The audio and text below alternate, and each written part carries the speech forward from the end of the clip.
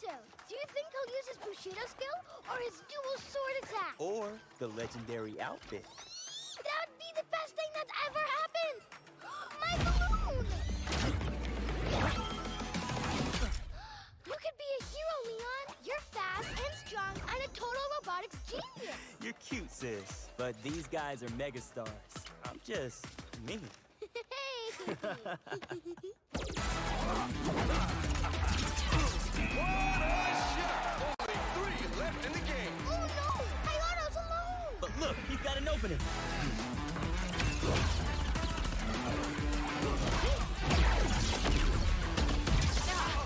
Team Hayato wins! For one more player, I'm afraid my friend doesn't play fair.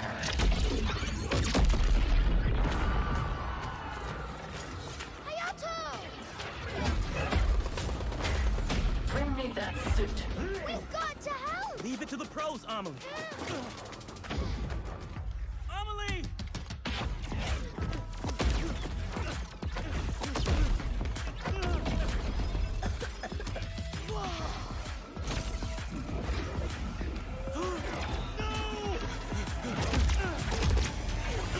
You okay? Are you hurt? Leon!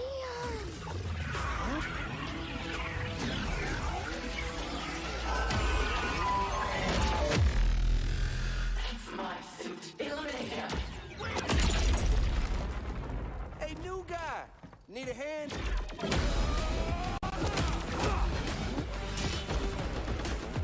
Yo, think fast!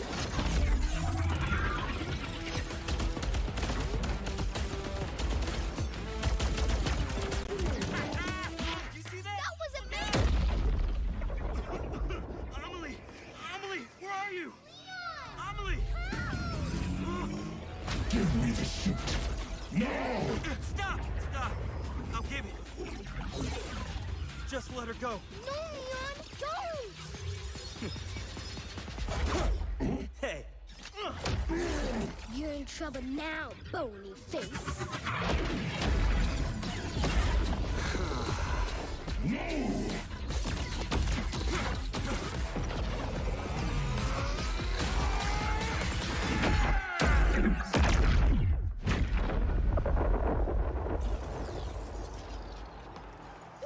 Nice job, man. Hayato! Hayato! Did you see my brother? He was so freaking amazing! I think some others saw him, too. Well, Megastar, what you gotta say? Booyah! Yeah!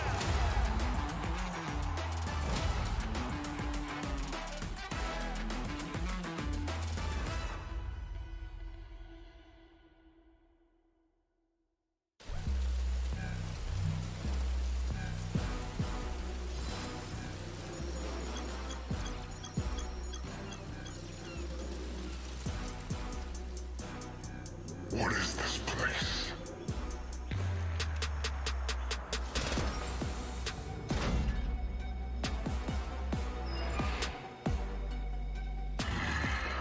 Too quiet.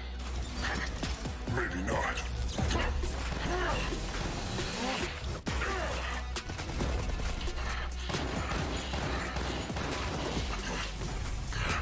I was expecting a warmer welcome. Your fame is justified after all. Give me a reason to blow your brains out. You are a king without a crown. And I am a queen with an arsenal. You seek fame, but I don't mind being hidden in the mist. Bring me the legendary suit, and in return you will have fortune and respect as a true hero hunter. What do you say?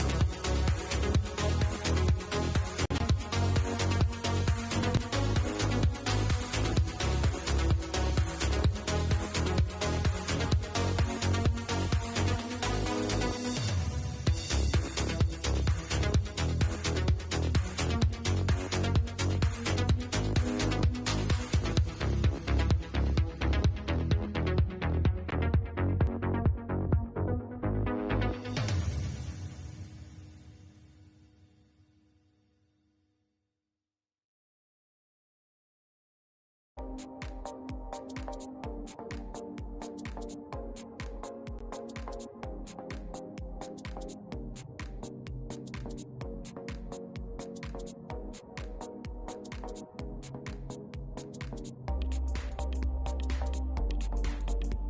Survivors, welcome to the Free Fire Pro Series for North America.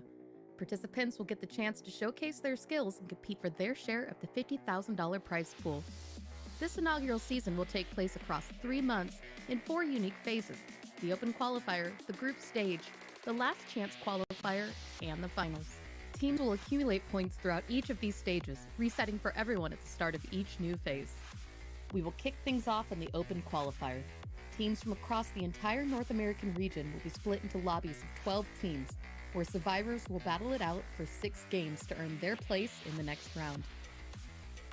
Teams will be awarded points for their in-game performance, including points for their final placement in the lobby, as well as their kills throughout the games. At the end of these games, the top teams from each lobby will move on to the round of 96. This round will feature new lobbies and 6 more games for each team. The teams that finish in the top 6 for their lobby will move on to a final qualifier round of 48, after which only 24 teams will be left standing to move on to the group stage. The group stage will be comprised of a 3-week season, with 2 game days each weekend. The teams promoted from the open qualifier will be placed into 4 groups of 6 teams each. Throughout the season, these groups will be paired on game days in a round-robin format, so that each group will face off against every other group in a 12-team lobby at least once. At the conclusion of the group stage, the top 8 teams from this stage will qualify directly to the finals. The bottom 4 teams in the overall standings will be dropped from the tournament, and the remaining teams will move on to the Last Chance Qualifier. The Last Chance Qualifier will see the teams placed 9th through 20th from the group stage compete in their final opportunity to qualify for the finals. Their bouts will take place over the course of 2 game days, with 6 games per day, all in a final bid to earn their shot at the championship. After this intense LCQ stage, only the teams in the top 4 will be able to move on to the finals. To cap things off, our grand finals will take place over the span of 3 days, with the top 12 teams from the tournament playing 6 games every day for a grand total of 18. Here, teams must go all out to earn points and stake their claim as the inaugural Free Fire Pro Series champions. At the end of the 3 game days, the 12th finalist will receive their share of the $50,000 prize pool, and a North American champion will be crowned.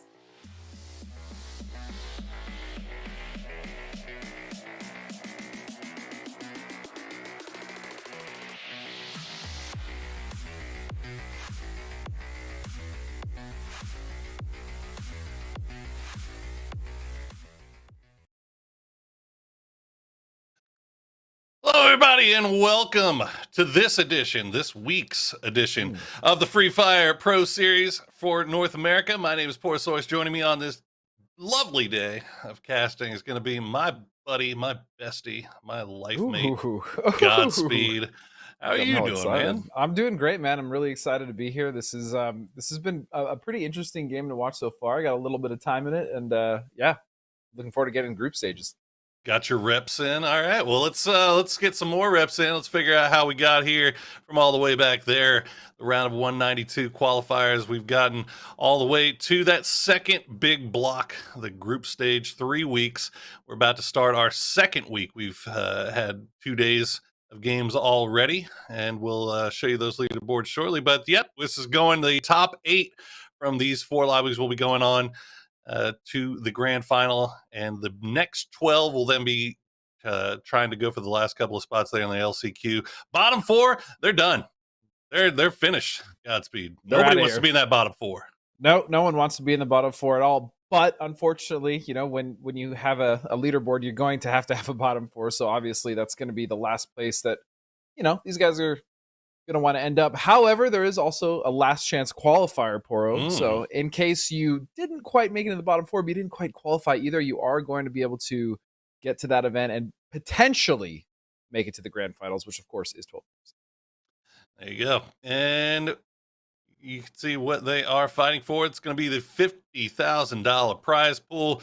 First place will take the large chunk of that, $12,500. We also have the side prizes of Kill Machine, Lethal Leader playing for first, and the Booyah team. Booyah. All different prizes that can add to their total.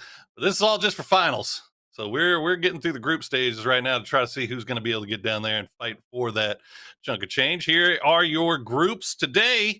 We're going to be starting off with groups B and C. And we've got a couple of heavy hitters in these two groups there, Godspeed. We absolutely do. I mean, just looking at the top 4 teams, even in these groups, I'd say Invalido, IT Official. This is also a team that has been dropping contested, but been doing fairly well, even in that situation. Club 9D, La Uno. Also, kind of some, I don't want to say surprise picks, but Osaka has been doing fairly well, even though their contested drops haven't really been going that well as R15, definitely doing well. And then I'd say like the sleeper would maybe be even Team Money. Poro, what do you think about that? I like a little team money. I like to throw a little team money around. I know a lot of people are rooting for those Yapros for life. Oh, yeah. Yapros for life. We'll see if they can turn things around. Sitting right around the center of the leaderboard right now after our first week of play. So not too far out from the top of the leaderboard there if they can get a good weekend going here together. But they're going to have to get past a few big ones. You can see on our leaderboard already, Invalidos sitting there at the top. And they got 93 points, Godspeed, in a lobby where they were sharing with La Bahia, who was able to pull in 109. That's a pretty hefty chunk of points for one day of play.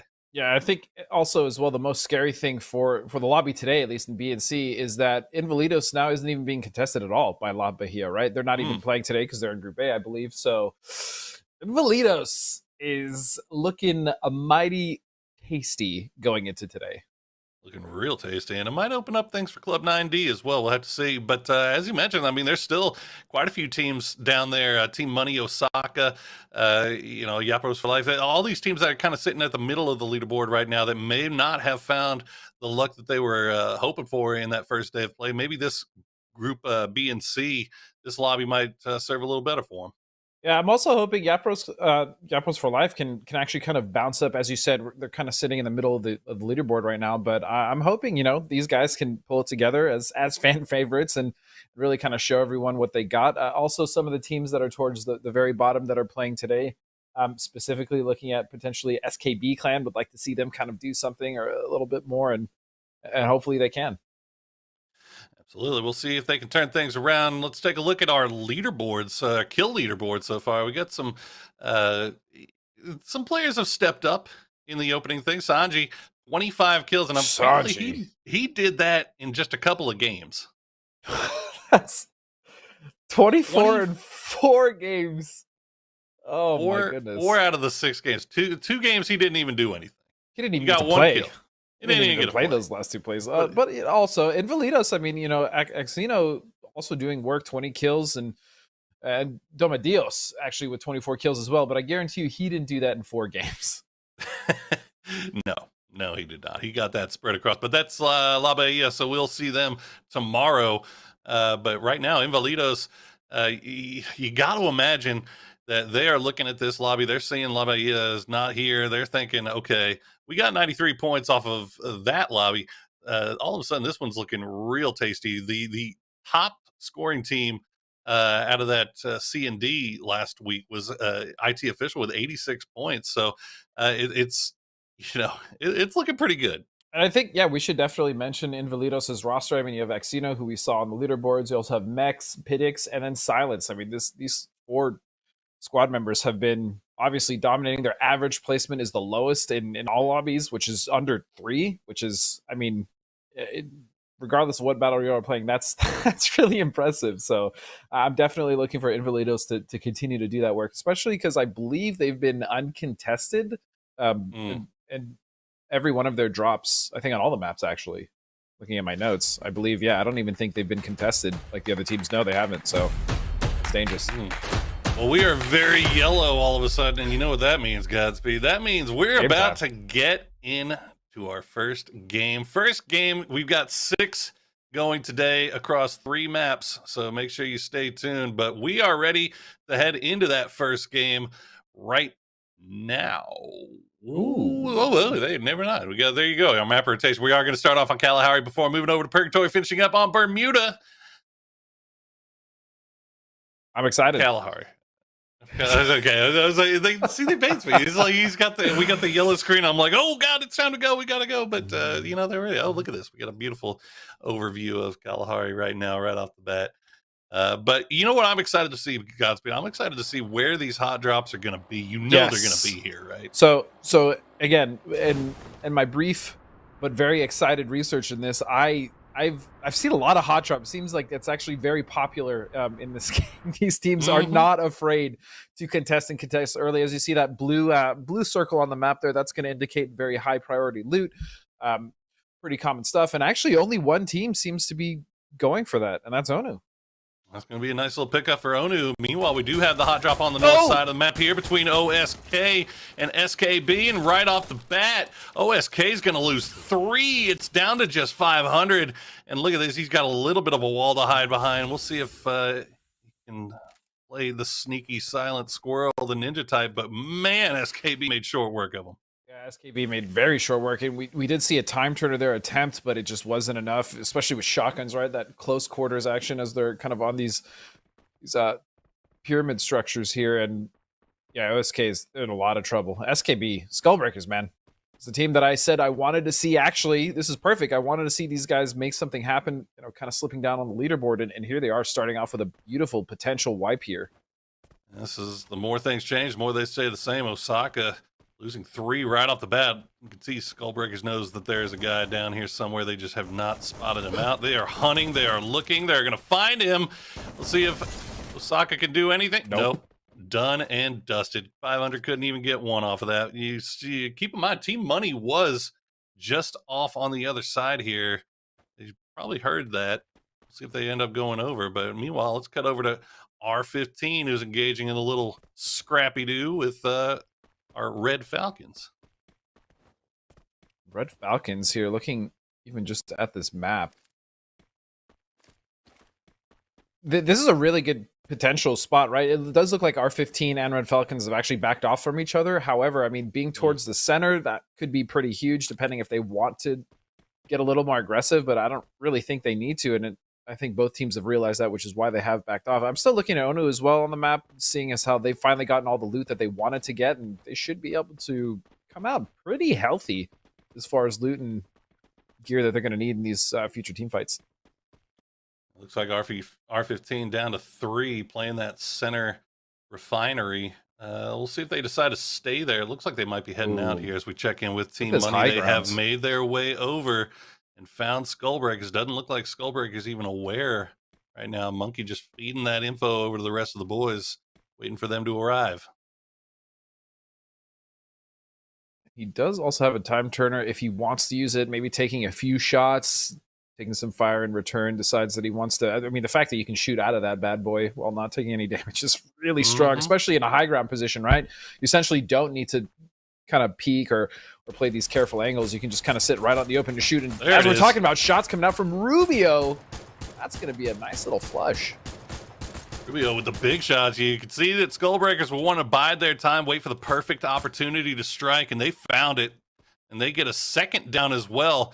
We'll see if they can flush that out. Doesn't look like they're able to. The glue wall does come down, so Skullbreakers should be able to get that revive off, and indeed they do. Ambar back up. Maxima, you can see, trying to make a run, got knocked real low.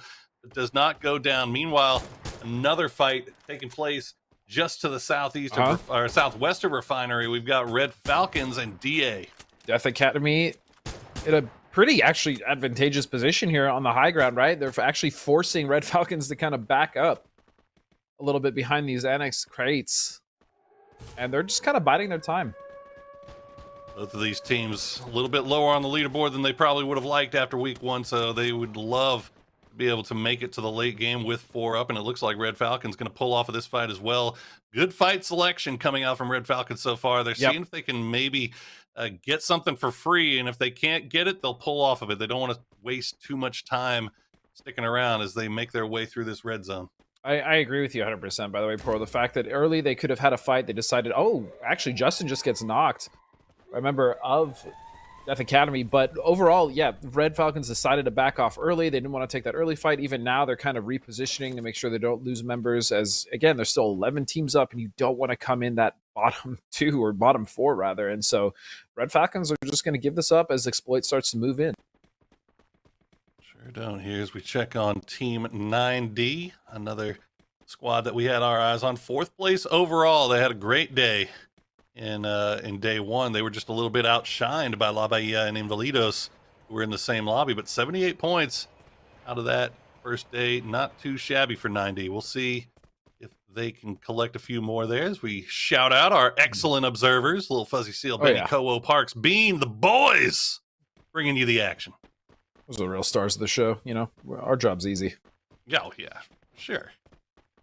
They're the ones that do all the hard work. Really? That's true. And still, look at this. I mean, Red Falcons still trying to reposition here as multiple teams starting to encroach onto them. And they did end up losing Justin for sure. So they still have 3 members and quite honestly, still quite enough, especially with this squad to make that work. But as we see, they've opted to play a little more passive since they've lost one of their 4.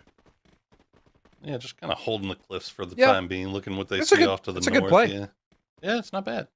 Not bad. I mean, you know that the refinery is going to get pretty hot and hectic here, dead center of the circle. And you know all the teams from the south are going to try to make their way through. So Red Falcons just kind of hanging out, see if they can clean anything up off of whatever transpires here in the refineries. 9D, they're looking around. I feel like they know that somebody is up here. They just don't know where.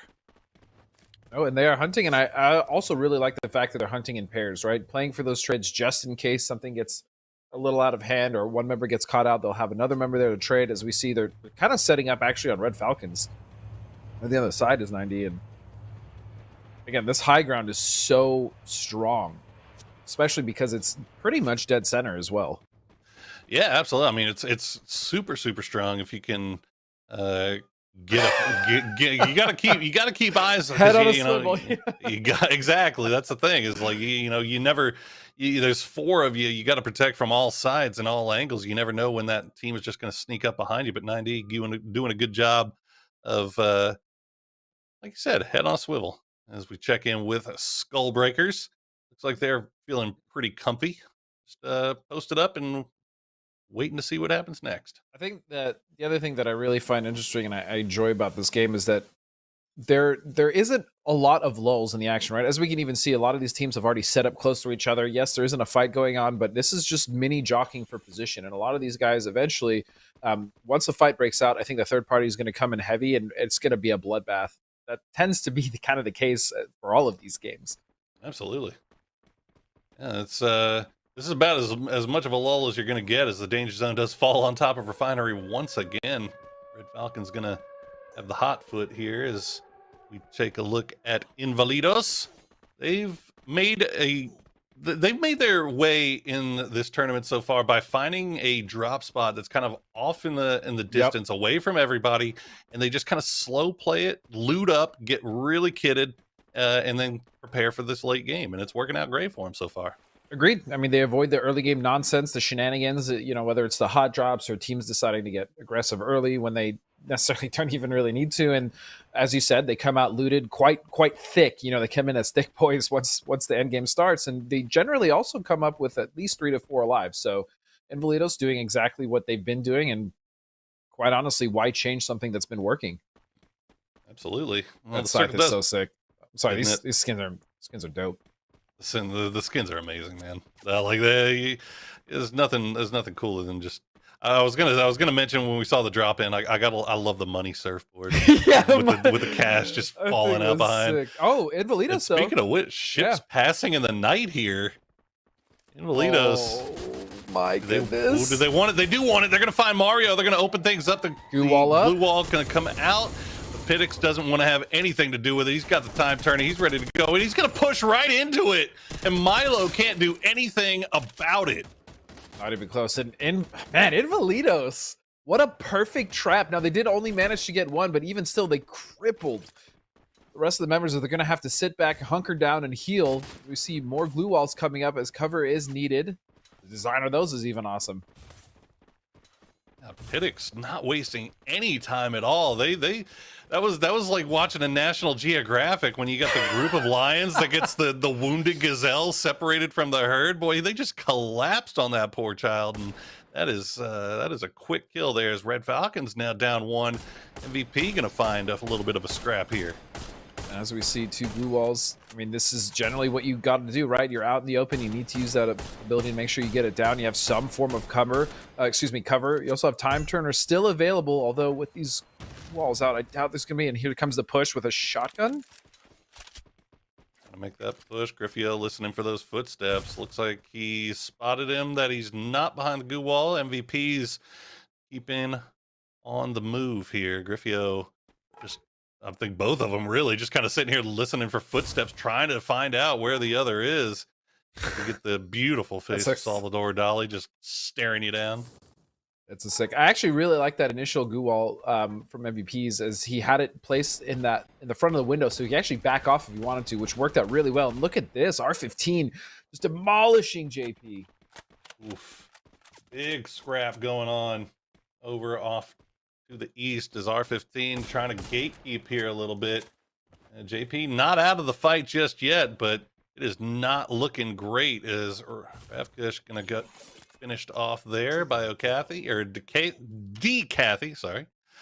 And it's 2 kills already, and it looks like JP gonna try to make the run. Prince getting knocked pretty low. You can see that the zone is tickling, and it is taking down those health bars as we check back in with Invalidos, who are still on the move. Invalidos, the way this team has been just picking other teams apart, like these hit and run tactics we saw on the edge of the blue there when they had encountered the team that they were fighting, they actually picked them apart, did damage, got one down, knocked and flush, and then they immediately backed off. They knew they didn't need to pursue that fight. The zone was coming in, and so they were able to do their damage and not take any licks, really. Talk about taking licks. R15 Superman needs to get out of there. Another goo walls, get some cover, but he is still getting tagged. Look at this! Look at this. Skullbreaker's going to find themselves in a scrap with DA at the top of the building. Time Turner is down. The goo walls are down. It's just a question of look at finding your way around. Seeing if you can find any angle. Just build forehead as we... Escobar, Esotillan gonna finish off the kill. DA. Oh, but look at Domi! Oh, Death Academy. They're coming in. They're pushing his 3. They're finding him. Oh my God! It's a massacre. It's a massacre behind the goo wall here. Johan gonna be up still, and there you go. 9D finishes them off. What a clean end of the fight right there. That was chaos. That happened so fast, I didn't really get to see who was even left on the team. As we see now, R15 is still trying to chase out of the blue. They just had that big fight. What a knock from Silence and Invalidos. Silence. That is just disgusting. You're not supposed to do that. Kathy looking over in the distance to see if they can make... Yep, there goes Superman. He's going to go down to the play zone as... everybody is just taking a bunch of damage, trying to find their way in on this south side, but I mean, the combination of I think that's Death Academy it's kind of holding it down right there. Well, here you go. Invalido's going to find our last member from Red Falcons, and he's not going down without a fight. It's all of a sudden it's just Silence left. What? As Griffio is just destroying these kids with a scythe. Griffo just destroyed Invalidos. As you said, with just the scythe. That's incredible. And he'd been a solo for so long. Oh, he's not supposed to get away with this. Griffo. Red Falcons still in it. Griffo with a 7-piece. And he is going to keep the game going for Red Falcons here as we check in on the rest of the map. The west side getting a little spicy. That optic is so good, though. The infrared. I mean, just absolutely lighting up the team. As Kathy's actually a solo, this is a separate team behind him. That's 9D trying to come in behind after they had cleared out the team on the Guwao fight. And now they're stuck. At least they're in the zone, Poro. They don't have too far to go. They have all of these walls available to them. So they're going to make it in, but Griffo is on the other side of this, and I am terrified of him. Yeah, they're about to run face first into the raid boss right now. Griffo with that scythe in hand. Oh, that he can do a bunch of damage, but ZRJ just has vision over all of this. 9D. Oh yeah. I mean, they have a lot of glue walls in the pocket, and it's a good thing they do, because if they hadn't, ZRJ probably would have had them finished off by now. As we see them back on the move, gonna get a little bit closer. Griffo gonna find the solo in Monkey. Does he know he's in there? I think he does. I'm honestly, I would not be surprised at this point if Griffo just ends up killing everyone else on the map. I mean, the amount of I think Monkey sees him. Monkey knows. Yeah, Monkey sees him. Monkey knows he's there. I'm not sure if Griffo knows. Oh, that could have actually been there. a really nice nade. A little bit of a bounce play there. The only problem for Griffo right now, he's got nothing in the bag. I mean, he has just nothing left to play with. No utility whatsoever. No heals.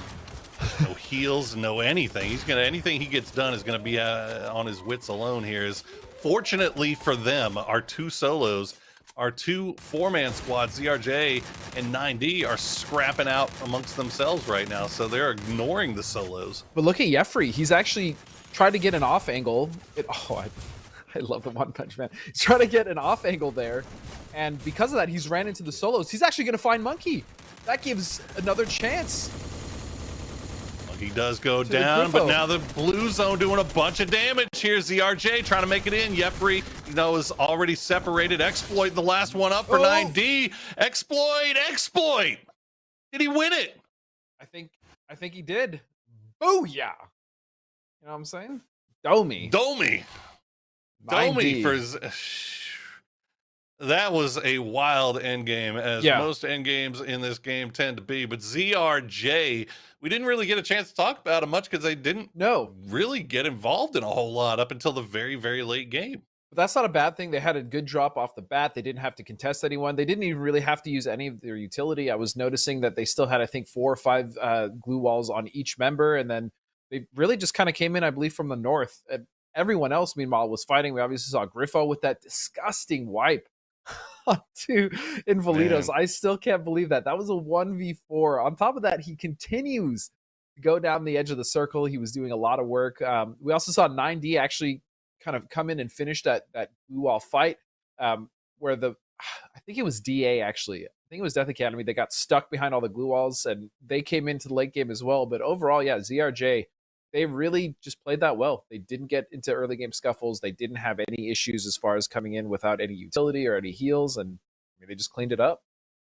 Yeah, I mean, there's you got to say, I mean, Invalidos, we saw how much success they found last week by just looting up and kind of playing it to the late game, and that's what kind of worked for ZRG. I mean, obviously, Invalidos, their game ending probably not the way they would have hoped there, but holy Griffo, man. Holy Griffo, indeed. I also want to give a special shout out, to R15. They take out JP in a really great play in that early game as well. So even though they didn't make it much further than that, R15 actually, I think, fought for pretty much the entire map until they were taken out. Yeah. R15 was, I mean, they were scrapping from the word go, and you got to give credit to Red Falcons as well. I mean, they started off, they had the center position, they had the refinery, and then they ended up getting kind of nickeled and dimed. They lose a player here, lose a player there, and it all comes down to Griffo. And well, what do you do? You have an incredibly amazing solo play, so gets them all the way up to third place, gets them a nice little chunk of points there. As you can see, he is our current kill leader for the day. Holy moly. And that's off the back of, again, being a solo. That was not, his team was there to help him out in those situations, put some damage out on the field. No, his team, again, as you said, they got nickel and dime. They got picked apart by multiple teams. They had to back off multiple times. Didn't matter to Griffo. He's like, you know what, guys, don't even worry about it. I got this. I mean, just mowing through Invalidos with that scythe. That was terrifying stuff to behold. But there you go. Game 1 results. Club 9D going to take your first place spot. 20 points in the bag. 8 kills to go along with it. ZRJ was not able to clutch it out. They do get 4 kills and 13 points for their troubles, though. But Red Falcons off the back of the solo play from Griffo. Another 15 points for them. So not too bad. Team Money. Team we were looking at. We wanted to see them do something here today, and that's a pretty decent start. look, even if they got one kill, they were able to make it towards the end game, and they finished in the top 4, which is huge. And that's exactly what we want to see. Osaka, unfortunately, though, I think they got the brunt end of the stick. They got destroyed. I mean, pretty early up in that game. We didn't get to see too much from them. Even Yapros for life, they were able to get a couple kills in that game. But DA, poor TA, man, they scrapped numerous teams that game, and they just couldn't catch a break. Ultimately, though, still making it out with 4 kills, 4 points is not bad. Not too shabby. Skullbreaker, the 4 kills that they got, I think that was off of Osaka, so off the hot drop. But they ended up getting a few placement points to go along with it. But if you're Osaka, do you just try to find somewhere that's not hot at this point? I mean, like it seems like they're not even getting a chance to really play the game.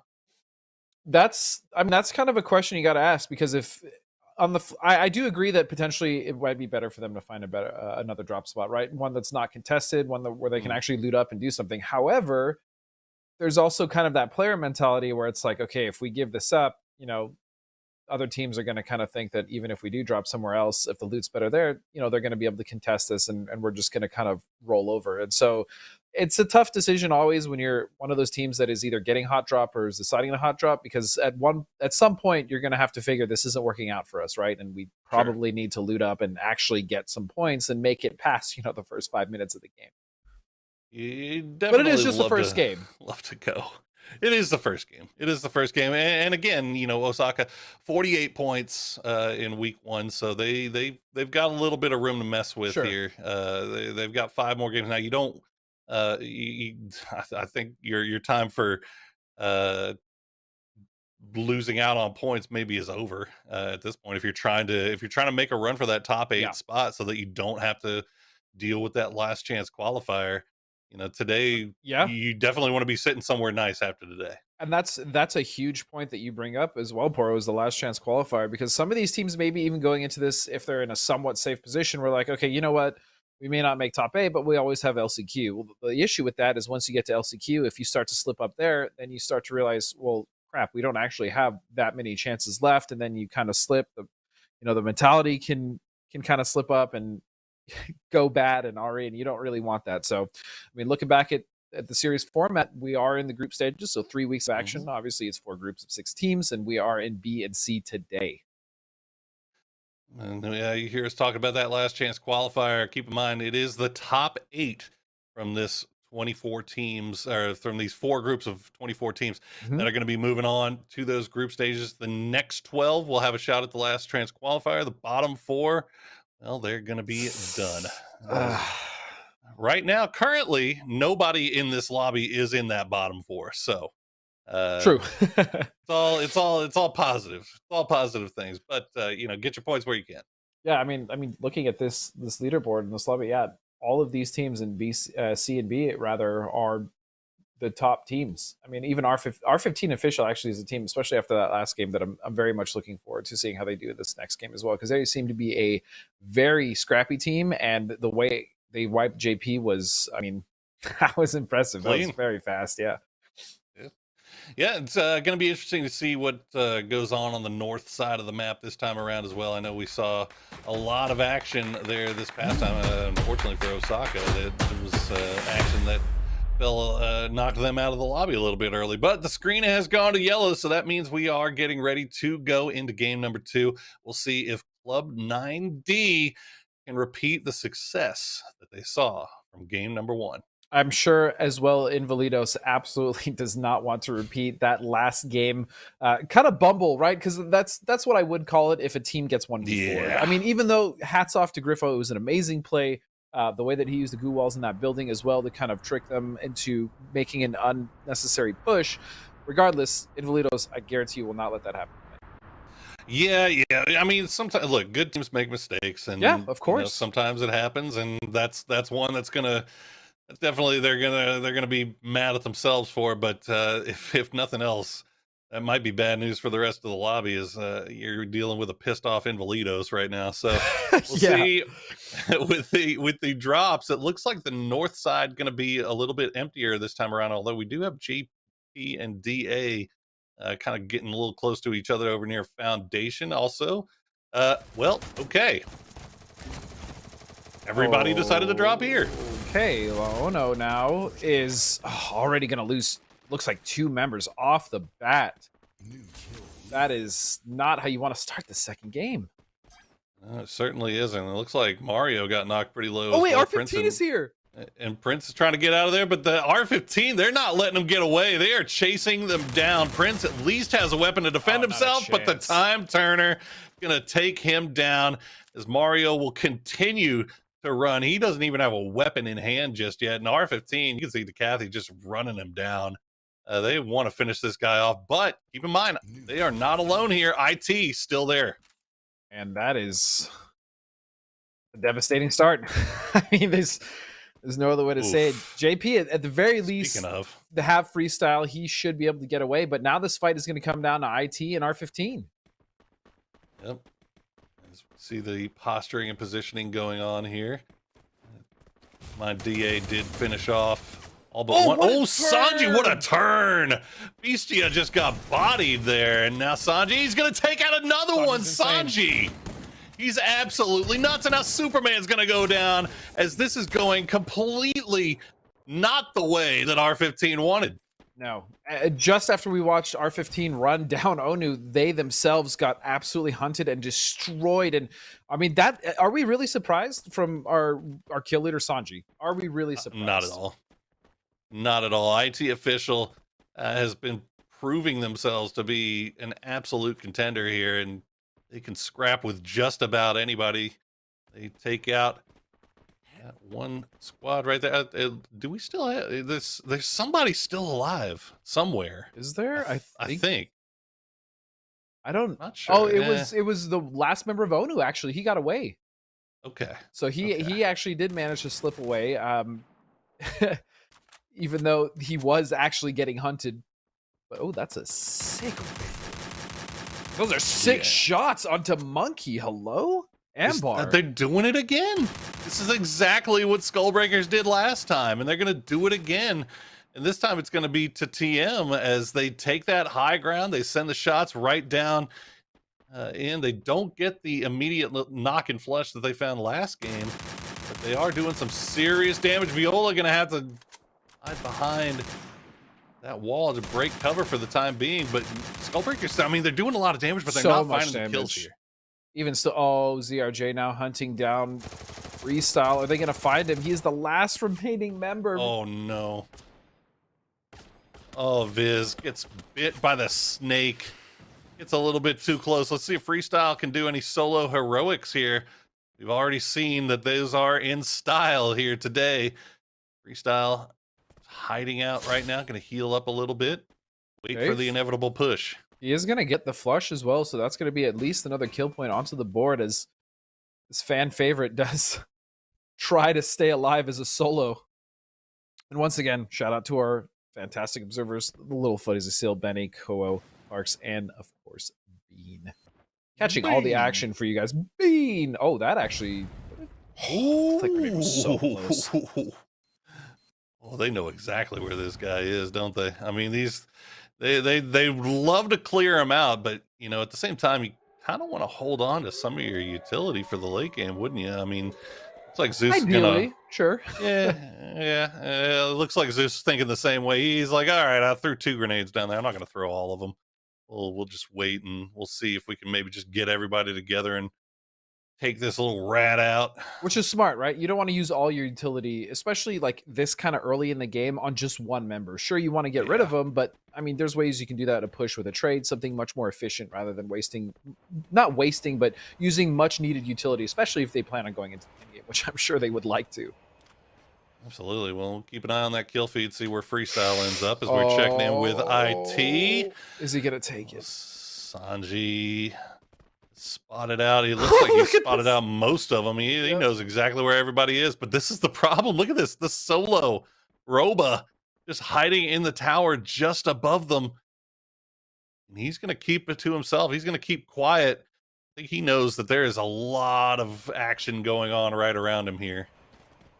A lot of action indeed, as we now have the red. Ooh.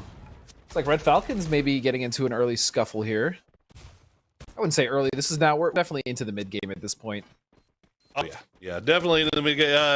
Worth noting, off on the other side of the map, JP is down. Freestyle did get taken out by ZRJ, so the solo quest is over. But Invalidos are going to lose one early here, and another grenade beautifully placed from Justin will find Pittix as he's trying to go for the res, and now all of a sudden Invalidos down to 2, and here comes the push. You see the Asia coming through, but he's going to immediately go down. Good shots from Silence.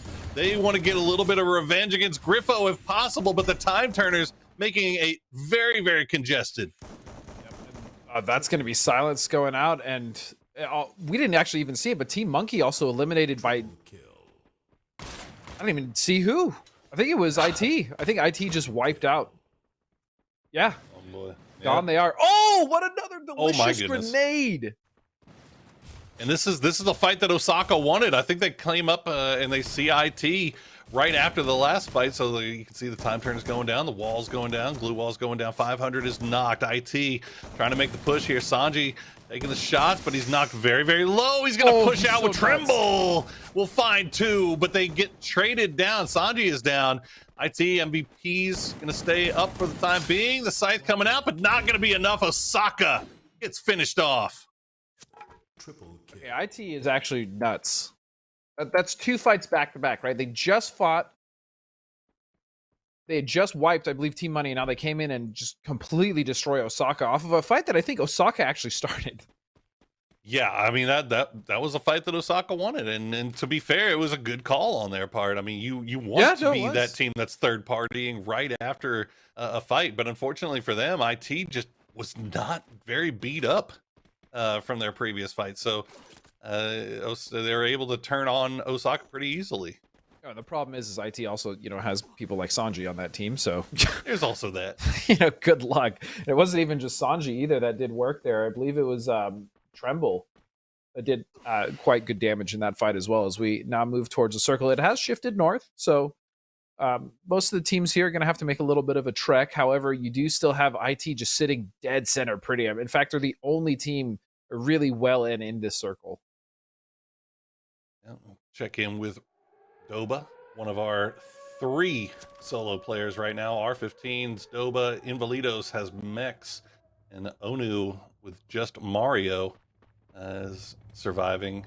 See if they can get to the late game and make something happen as we check in with Death Academy, making their way through the refinery. They've got Red Falcons just off to their east, but way downhill. I mean, you can see Asia just like way down there.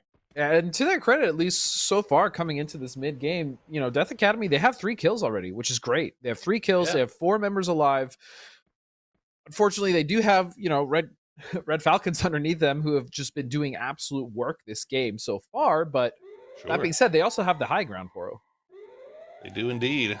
The other thing that we have to consider at some point is 9D is still off to the south here. They're going to be making their way up north, one would imagine, through the refinery, as we see them 0 kills so far. I think they've just been kind of managing to avoid most of the act so far this map, but they're going to be getting into it pretty quick if they continue in this path. They will indeed, but at the very least, they're very healthy, right? As you said, they haven't gotten any fights yet. They have quite a bit of loot. They stayed on the south side, didn't really have to contest with anyone. And on top of the fact that they have great loot, their utility is great. As we can see, we have 7 blue walls just on Zeus alone. I mean, this is a different team, but we did see at least 5 per member at the very least when we saw them coming in. So 90 should be fairly kitted here as ZRJ. Looks like they're regrouping, pausing down here a little bit on the edge of the circle, trying to get a lay of the land, see if they can spot out anything. Only one that's near them really is the solo and Mario, as 9D has made it to the refinery, where DA is still just kind of chilling, waiting. Have they spotted them out? They're starting to, you can see the little triangles are looking back in this direction. They maybe heard something here. Oh, look at this. DA is setting up now. Oh, I'm actually a little scared now for 9D. Look at this trap set by DA, and it's going to be sprung. Damage coming out. Dummy is going to take quite a bit. The glue walls are coming out, and nades as well. All the utilities being used. You see time turners there as they go up, and oh, what a beautiful time turner! The timing. Oh, that was so close. So far, DA hasn't taken any damage. Okay, I say that Escobar gets knocked pretty low here, but a lot of, as you said, 9D blowing all their utility right off the bat. Nice you got to figure there's a little bit of a instinctual reaction here, but they're turning this around as Domi going to do some big damage. The glue wall will come back down. Exploit going to try to see if he can finish off somebody here. Looks like DA, they had the trap set, but the trap has been sprung on them, and what a recovery from Team 9D. You know, where I really think that fell apart, unfortunately for DA, was there was a clean shot on 3 of the members, and I think when one of them, I didn't see who it was, when one of the members of DA tried to come in and glue wall and help out, he actually blocked half the shots that were going out towards 9D, and that actually messed up like at least 2 knocks. 9D going to get a little bit of a reprieve here as the circle does cut back down to the south, so they get to hang out in the refinery a little bit longer and do a little bit of looting, collect some stuff off of that fallen team. Oh, this is dangerous. We see Tremble. No, I think he. Oh, he's got to hear it. Oh yeah, he sees him. Oh no, there it is. Nice use of the time turner. Yeah. I'm trying to come down for both of them. Is that that's going to go down on cooldown. Tremble going to have to pull back out. He does have some support with him though, as Zeus going to get spotted. Now Yepri taking some big damage as, oh my God, they just jumped down. MVP wants all of this. MVP doesn't care at all. IT is so aggressive. I love it. IT wants these points. Sanji will go down. You can see MVP's taking some big damage from the zone as well. He's going to go down. So all of a sudden, IT, this is the fight that they wanted. They're getting a lot of kills, but man, they lose everybody else. As SKB, they're going to keep 2 alive. Ambar and Maxima are able to escape. Skullbreakers have been doing a lot of work as well. Not as aggressive, but they've been picking their fights well. The problem now is that they're on the low ground against Red Falcons, who just have, I mean, all the line of sight in the world. Is they're just getting picked apart. Griffo's going to find a knock on the Ambar, and this is not looking ideal at all for the Skullbreakers. Fortunately for them, they still have plenty of glue walls to try to use to reposition, but man, they're going to need a few more because, I mean, you could see Red Falcons just can chill up here. And now all of a sudden 9D, they might have found an angle as well. That Grossa in that crate. Oh, of course. And we'll see Duro trying to make the run. Maxima also trying to survive as IT has spotted out his teammate, and that's going to be them going down. IT, man, they are down to just 2 players, but they are acting as though they still have all 4 up. They are taking all the fights. 9D now also finding some shots under the Red Falcons as they are going to find a knock. Still, even as a duo, they are putting in work. The problem is the rest of 9D now know exactly where they are, stuck on the side of this hill. And what was that? That was interesting. A little damage put on a Tremble right there. I mean, maybe Patrona said something he didn't like, you know? Yeah. I don't know, but they're going to spot out Maxima. Oh, the good glue wall is going to keep him alive. He's going to turn into a bush, but that doesn't matter. Asia going to just arm him in the head, I guess. There's looks like Red Falcons tried to go for the reposition, try to flex out and finish off what was left of this team. They end up paying the price now as 9D has decided to push right on top of them. The time turner going to come out, but it's not going to be enough. Will going to find the kill. Will get traded back by Johan. Justin will take down Johan with the grenade as well as now Millsy and Domi. Millsy going to go down. It's all down to Domi. And look at the glue walls just falling right on top of each other. We've got everybody just hanging out. Griffo going to try to push in. He's still got the time turner ready to play, and now they're just pushing in, trading back and forth in between time turners. It's not going to matter. 9D will go down, and Red Falcons staying alive. Problem, though, is that IT was able to push up and get a little bit more position, but I actually don't think it matters. Oh, wait a second. It might. It might. Griffo still has a glue wall ready to go. Tremble trying to push it with the shotty. Oh, Asia is down. Griffo's down. Now all of a sudden, Will, the last one up, is IT. Can they pull off the impossible as the duo? Will has got a lot of work to do. Oh, he knows the res is coming out. Another wall. Can he escape? Oh! Oh boy. That was about as close as it's going to get. What a good clutch there from Will as Red Falcons take the victory. That was a hell of a. I honestly thought IT was going to push out slightly earlier when that fight was going on between 9D and Red Falcons, but the recovery rate on Red Falcons was honestly what was most important and most impressive there. But also, the Griffo is disgusting at this game. He really is, man. He really is, and you got to give credit to Red Falcons. I mean, they were in some trouble there. I mean, they had pushed out to the north, kind of completely exposing themselves to 9D. 9D had that high ground, was taking the shots down, but just couldn't land the important. I mean, they could get the knocks, they couldn't get the flushes though. They couldn't land the important damage that they needed. They ended up having to push down in, and it just turned into a wild and crazy fight. And man, when you get those wild and crazy fights where there's glue walls going down, there's time turners going down everywhere, it just feels like it's complete chaos. And you kind of introduce a little bit of an element of RNG into there. But I mean, there you go. Red Falcons, 12 kills, 24 points in the bag. But IT official. 17 kills, Poro. 17. Jeez. Look at the rest of the lobby. Look at the kills for the rest of the lobby. I want you to really soak that in. The top two teams basically frag the entire lobby. That doesn't happen very often. Jeez. Very often at all. 29 out of 48. Right there. That's over half the lobby, just and even two teams. Even to talk about what you were saying earlier, where it did look like 90 was going to have the advantage, I completely agree. But I think it was the amazing utility usage coming out of the Red Falcons between the glue walls and, of course, the time turners that really turned that fight upside down. Because 9D, I would 100% agree with you, did look like the more advantageous team in that situation, but Red Falcons didn't really care. And on top of that, after that, they were able to just completely just turn it around so quickly on IT. That was the most impressive thing. Justin and Will were able to turn that around immediately after finishing that fight. And I mean, my hat's off to him. That was very impressive. And Sanji, still just disgusting. Kid's nuts, man. The kid is absolutely goated. 7 kills in one game there for Sanji. And in the end, I mean, IT do exactly what they should do as a duo in that situation. They clear out what was on the north side. They waited for the 9D and Red Falcons fight to come to a conclusion. And in the end, it was a 1v1. And, obviously, Will, you got to give him credit, wins that one. But, man, I mean, it was real close there for IT.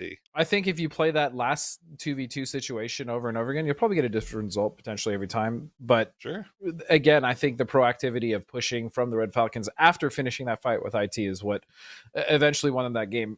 After the fight with 9D is what won them the game against IT. And I mean, looking at Osaka as well, that's another really unfortunate game, right? They actually were able to drop somewhere, get some loot. They didn't get early contested, but the problem is once Osaka pushed IT after IT had just gotten in a fight, I mean, IT turned it around completely. They wiped him within 15, 20 seconds. So it was really fast. Yeah. Yeah, I mean that was I mean it was just a joy to watch IT the way that they approached this whole game, really. I mean, they were just it's like they got kitted up at the beginning and they decided, you know what? We are feeling real good with what we've got in the bag. We are going to take the fight to everyone that we could see. And they lose two. They lose two in the process, but even after losing two, they still did what they needed to do. They didn't kind of play it close to the vest. They took the fight to those solos. They cleaned up that north side of themselves. And in the end, it gave them a really good chance to win that game. And kind of going back to the early game as well, to talk about a few of the other teams like JP and DA did actually hot drop. That kind of turned into a mess. R15 got involved with the hot drop as well as they came down and they ran down Onu. I mean, Sanji basically wiped R15 by himself, which was gross. And then Skullbreakers, they love taking the high ground. We saw that, you mentioned it, as they took the high ground. They did a lot of early damage. We saw them do that in game 1. We saw them repeat that in game 2. So it's definitely something I think we should look for in game 3. I just wish that they could do more with that. You know what I mean, Poro? Because we've seen them take great position, do a lot of damage, but as you also said, they don't really get to convert on that early. Yeah, I mean, it looks like they had a really good plan for that map in particular, and playing that high ground side. Well, we're moving over to a new map here for games 3 and 4. 3 and 4. We will be taking a break after game 3. So we're banging these out as quickly as possible for you. But yeah, I mean, it seems like we've gotten the same couple of teams that have constantly, consistently here found their way to the late game this time around, in Red Falcons, IT official, and 9D. I mean, you got to give credit to 9D. Yes. They haven't got the same amount of kills. It hasn't been as flashy, but they're getting it done. Yeah, I mean, you want to talk about something impressive from 9D. For me, it was the counterplay coming up onto DA when they were up at Refinery, right? DA had set that trap. They had, I think, an early knock There's as well. no reason really they should have won that fight. I agree with you. I really do think that DA should have won that fight. But to 9D's credit, they were able to counterplay that perfectly, and they were able to wipe them. And I think, did they even lose anyone in that fight? They might have lost They one. did not. But they had one knocked, I think, and they were able to recover that. It was just super clean. Also, Yapros for life, man. I mean, I feel so bad for them. They did get in that early drop with DA, and they ended up getting hunted by I think it was Freestyle was the last member of Yapros for life, and he got hunted by CRJ towards the beginning of the game there, and they didn't make it far. But I think Red Falcons, the team for me, that's not even one that I mentioned at the top of the show. I was talking about Invalido, IT Official, Club 9D, La Uno, who also La Uno hasn't really been able to do much, Osaka. But realistically, Red Falcons, I mean, they have just, God, they're so strong right now. They look so good. Yep, 2 games in. We see Griffo still at the top of the leaderboard off of those 7 kills that he got in game 1. Sanji, though, creeping up right behind him, and Justin from Red Falcons, also Griffo's teammate, showing himself to be quite capable. Exploit and Trimble going to be the last 2 in the top 5 there, as we are getting ready to head over to Purgatory, a whole new map, and we can be excited to see what these guys bring us there as we check in the total amount of kills. It is tied. It is tied up straight at 19 apiece. A little bit of a drop off there from 3rd to 4th. Yeah.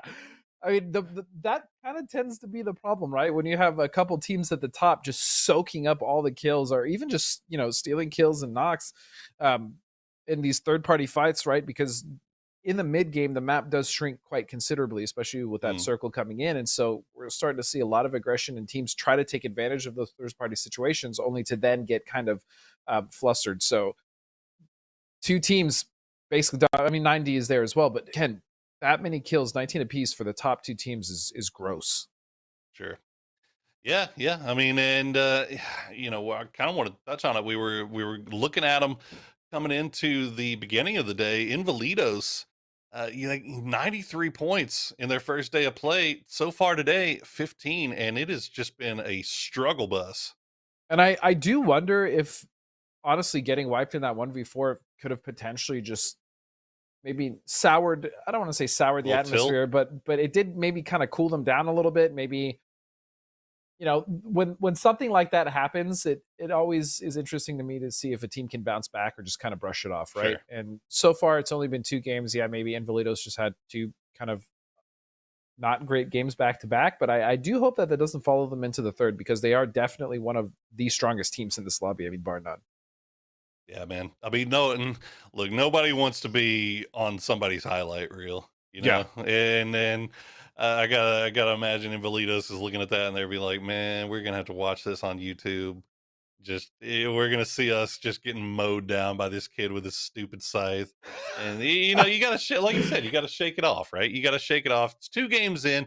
There's still plenty of time for Invalidos to rebound. There's plenty of time for all these teams to rebound. Osaka, Laonu, Yapros for Life, Team Money, all these teams that are kind of sitting towards the bottom of the leaderboard right now on single-digit points, they can still rally, and there's still plenty of time for it. And for the teams that are kind of sitting in the middle, like R15 and Death Academy, we've seen some really cool stuff coming out of them so far, even in just these first 2 games. Obviously, we are switching maps, but I'm hoping they can continue that. Death Academy, again, like I set these really cool traps where they take the high ground and they really burn through the utility. If not getting knocks on the team that they're firing at, they at least are a nuisance. And I think that's really important. Again, the idea to set that trap in Refinery was really important, I think, as well, against the 9D again. And so yeah, they got counterplayed, but overall, I do like what's going on behind the minds of the EA at the very least.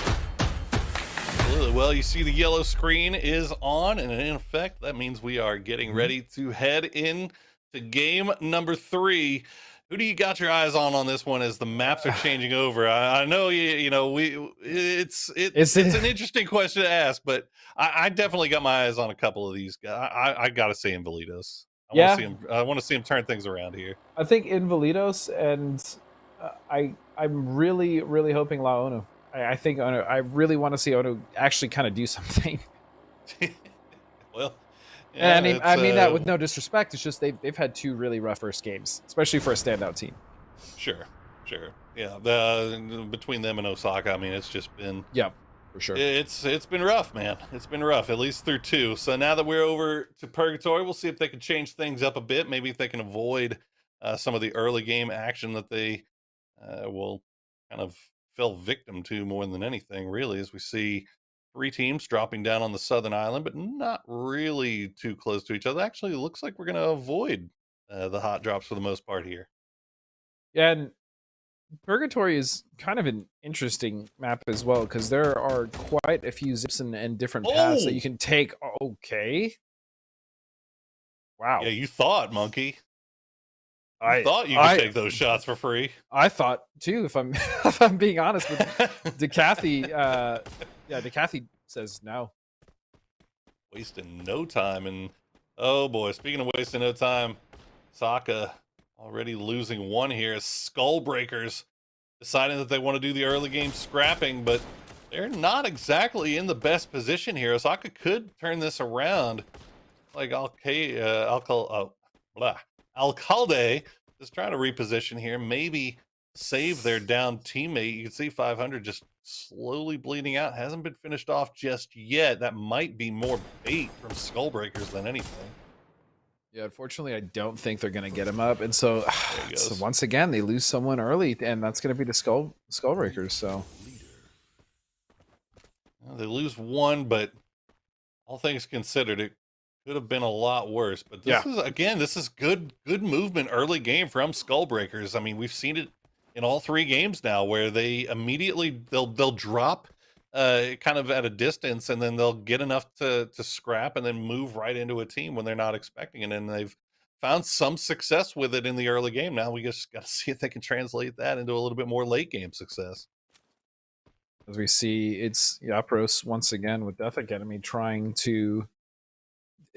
I find it very interesting for in this game specifically, like how aggressive teams tend to get in the early game. I mean, they just don't mind kind of taking those risks, and it's very entertaining. But I am curious what the decision is behind it, whether it's trying to get kills early just because it's a very kill heavy game.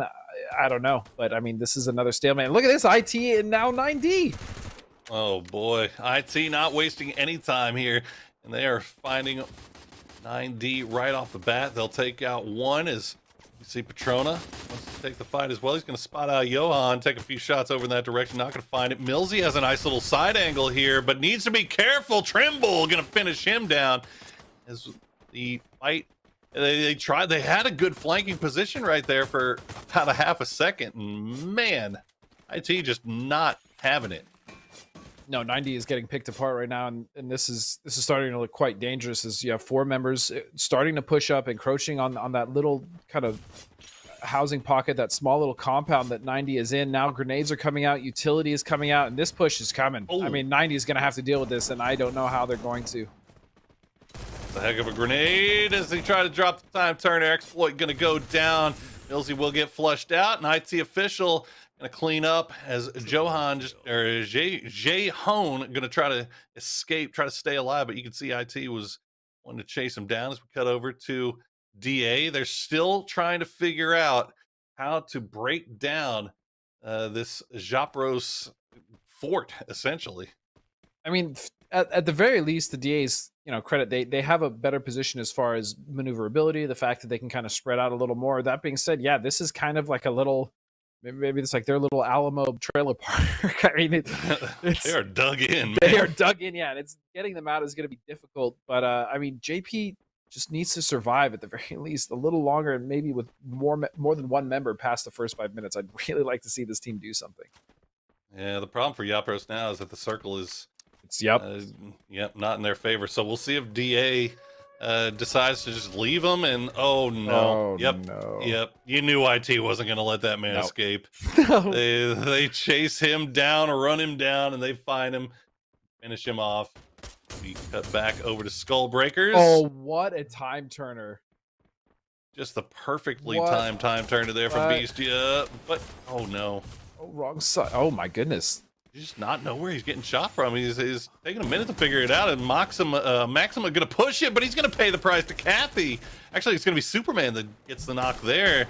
Ambar knocked really low as well. So Skullbreakers, again, they take these early fights, but it seems like they are just either not having the awareness of everything around them or what. But man, it just did not work out for him in that case. No, it didn't. And this is kind of the issue that I have with Skullbreakers is, although their positioning and their kind of the traps that they set up are really great, their execution seems to kind of falter every single time.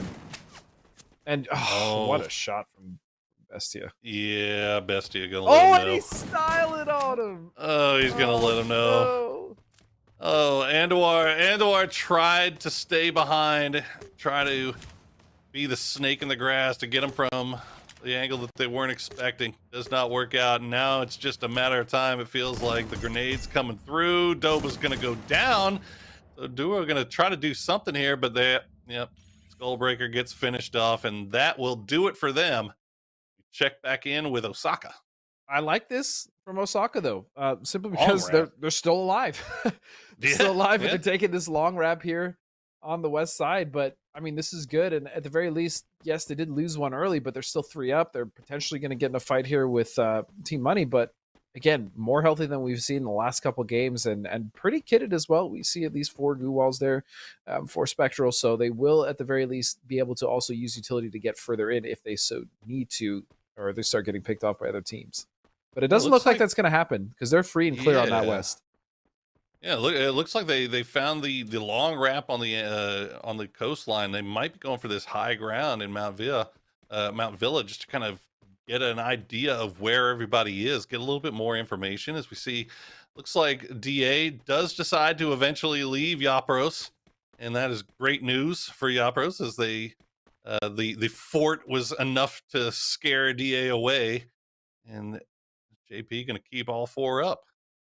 Yeah, and something also to note real quick as we're just on that map, Red Falcons have taken an amazing early to mid game position there in the center of the map. They got a good spot. They've been there for a while. They haven't really had to deal with anyone recently. They're probably looted up, and I'm still very afraid for any of the teams that try to approach that team once the circle starts to close even more. Yeah, it looks like Osaka doing a little mountain goating, a little skyrimming up the side of the mountain.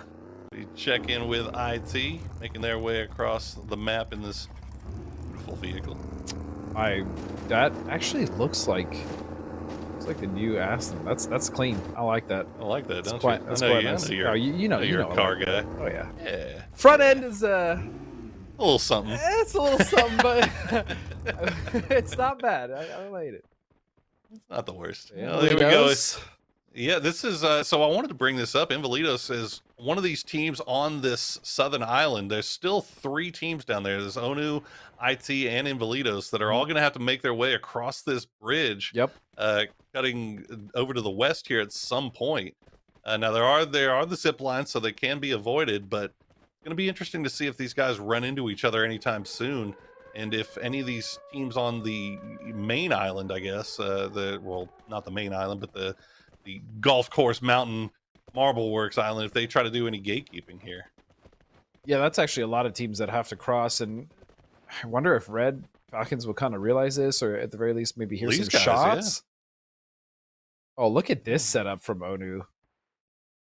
What is going on here? ONU with the high ground. It looks like they've got a good idea that IT is here. It would have seen them pulling up in their fancy whips. Where is this circle going to go? Oh. Okay, there you go. Well, now they are going to have to make their way across to the island. Now, what does IT decide to do? They've got to assume somebody else is over here, right? You don't just assume that you're by yourself. And here's the other issue as well, is which bridge do you take? I mean, do you rotate back up north and try to potentially take that rotation, maybe hoping there's no team there? And unfortunately for them, we can see that there is a team there, and it's Red Falcons. But what is the decision you take? Do they try to just cross this bridge? And as we see, Invalidos is actually running with someone right now, and they may not even realize that. No, never mind. Yeah, they're just cutting it on the coastline. There's IT making their way across. It's actually the McLarens we've been given the info. And, I'm sure all of you guys watching at home know that very well. Oh, of course. We are but mere neophytes as Prince gonna drop off of the zip lines as they're getting shot up by Red Falcons. I think it's Red Falcons that's shooting him. And Invalidos. Yeah, it's just about everybody. Onu, actually, it's going to be Onu and Invalidos that are scrapping right here. As Xeno, they've got the goo walls down. They've got a little bit of a fortification to work with here. You can see Red Falcons starting to creep over, but IT going to be getting no, what a grenade from Prince, as he's going to get traded back, but Pittix is going to go down as well. Zuri gets the heal off, but Mech's now taking some big damage. Onu getting some work done here. But look at this. Team 10 is coming down here as well. That's going to be R15, and they are just feasting. This is what I was so afraid of, right? Having this fight go off and then potentially getting third party, especially when you're crippled trying to cross the bridge, and R15 choosing the beautiful time to decide to make this push. And R15, man. They got there right at the perfect time as Mex tries to do something here, but he's going to go down as well. And that's a quadra kill for DeCathy. As we cut over to Red Falcons, they are in some trouble. I think they just got through a fight with IT. Yep, they did. They wiped them. They wiped IT. Wow. Okay. That's something. They took some big damage for it, but man, Red Falcons is feeling it today. I mean, it's not very often that you see IT just get absolutely decimated in a fight, but I mean, Falcons come out. Looking at IT and what we saw them do to 9D, right, which is one of the stronger teams in the lobby, you wouldn't expect they would just get taken. I mean, they got taken out, officer. We didn't even see it. They just got wiped clean. Well, I mean, as clean as you can. I don't even believe that Red lost a member. I think they had a knock, but that was about it. Yeah. I think they had 2 knocks, and a couple of their guys were bleeding out, or well, not bleeding out, but taking some damage from the red zone. But they get all 4 back up.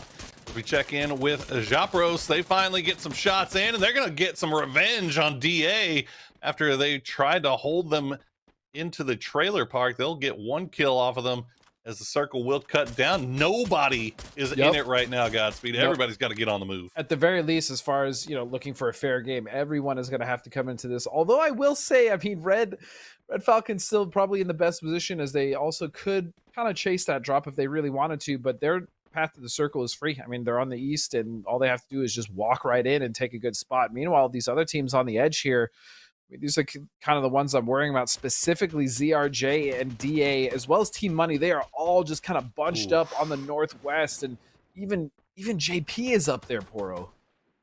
A lot of action going on this north side here as JP will try to reposition, put themselves in a spot where they can do a little bit of gatekeeping onto DA, maybe ZRJ. It looks like DA will lose their scout, but they still have a couple of guys up as Escobar and Ludi can still make their way in, but it's going to be a struggle as we check back in with R15. They're going to continue their campaign against Osaka here. They take 2 down immediately. It's down to just Lewis, or is it Lewis or Lulz?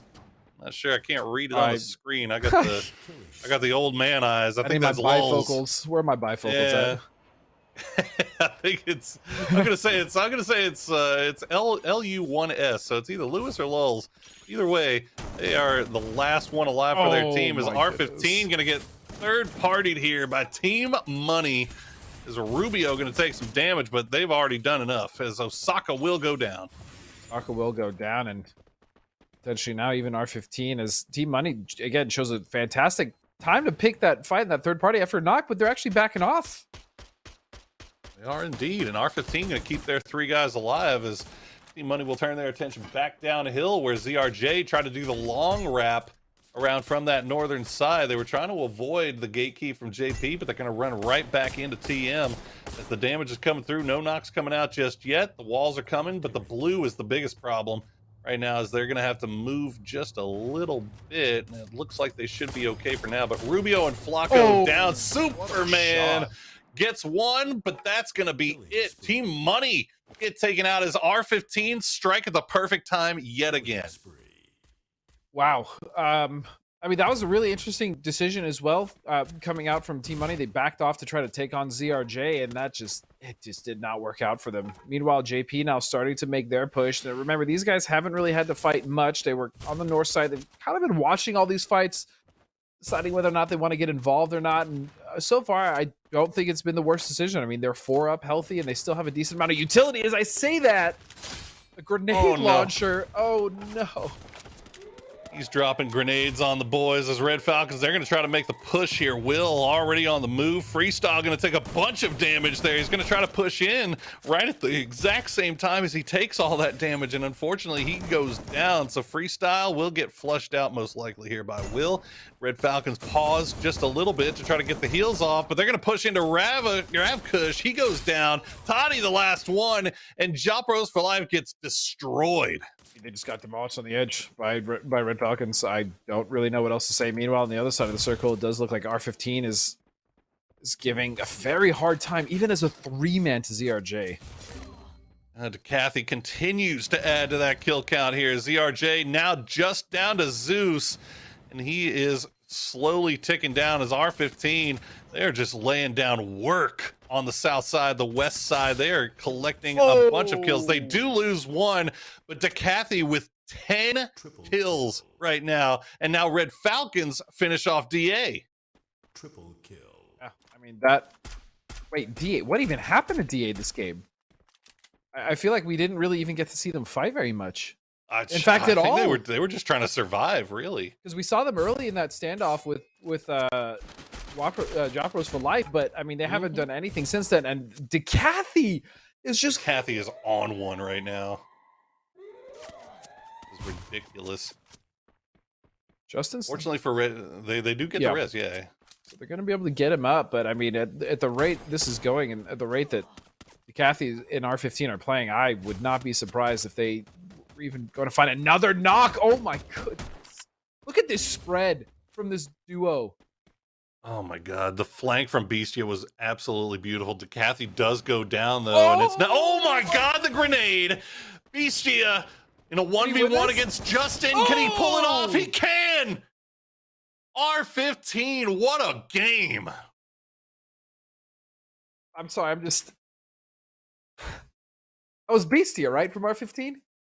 That was Bestia. Oh my goodness. I mean, they took down the raid boss, as you like to call them. I mean, DeCathy had, I think, 10 kills. 10 kills in that match alone. And then that beautiful grenade from Bestia to turn into a 1v1. And then that jump around the tree with the shot. I mean, that was just...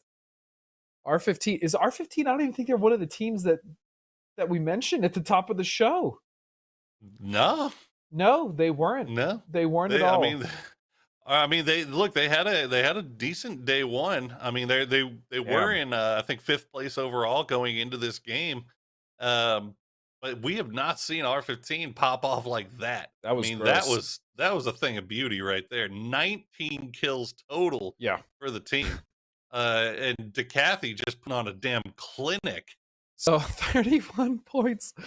31 points for R15 official. And then you have the Red Falcons, which again, very consistent. Death Academy, early standoff. They did well as far as positioning went, but when it came down to fighting, I mean, they were pretty much a non-factor. I mean, they were just getting picked apart by multiple teams specifically. I mean, we saw what happened to them on the edge. ZRJ as well. I mean, what I think we saw here, Poro, was a slight adaptation from these teams that were getting hot dropped and losing members early, as they try to play a little more passive on the edge.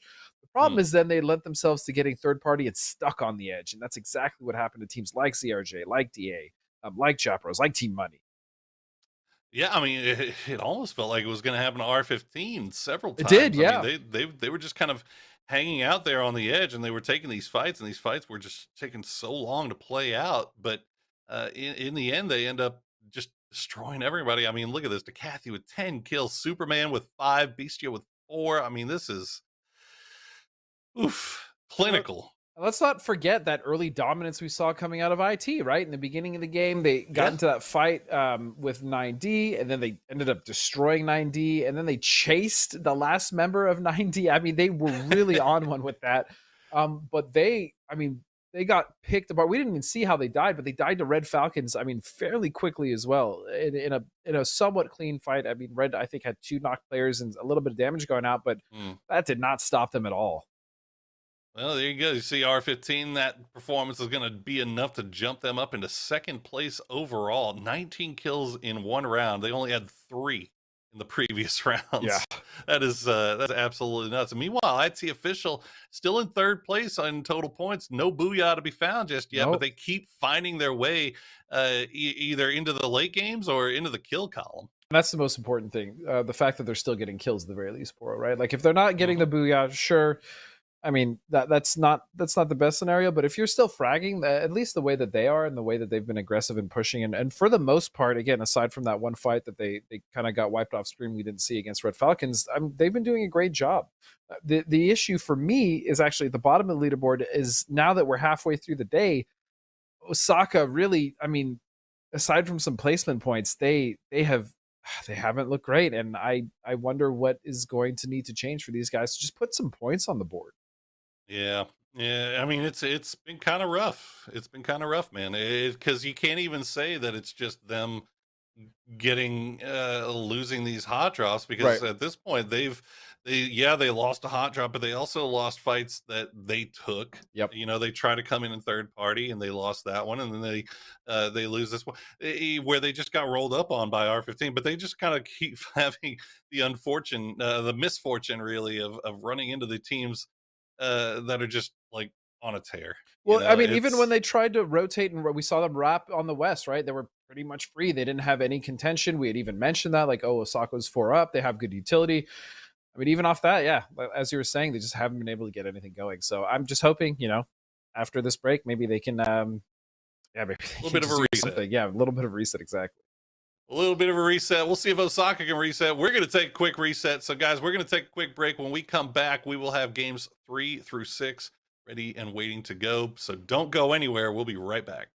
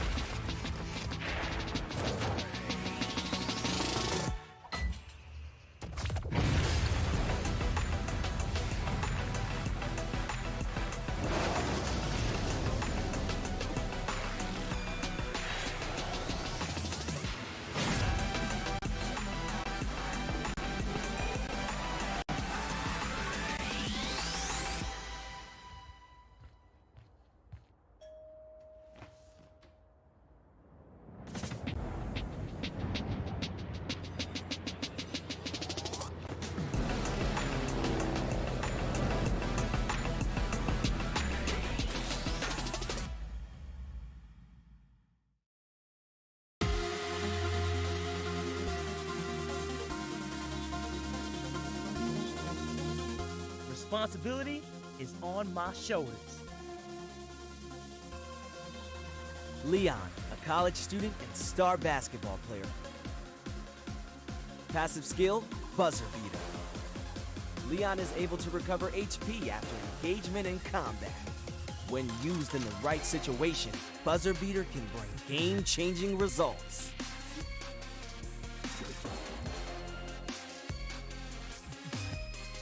Leon's impressive recovery ability allows him to recover quickly after minor injuries, keeping him in his best condition. This reduces Leon's reliance on medkits.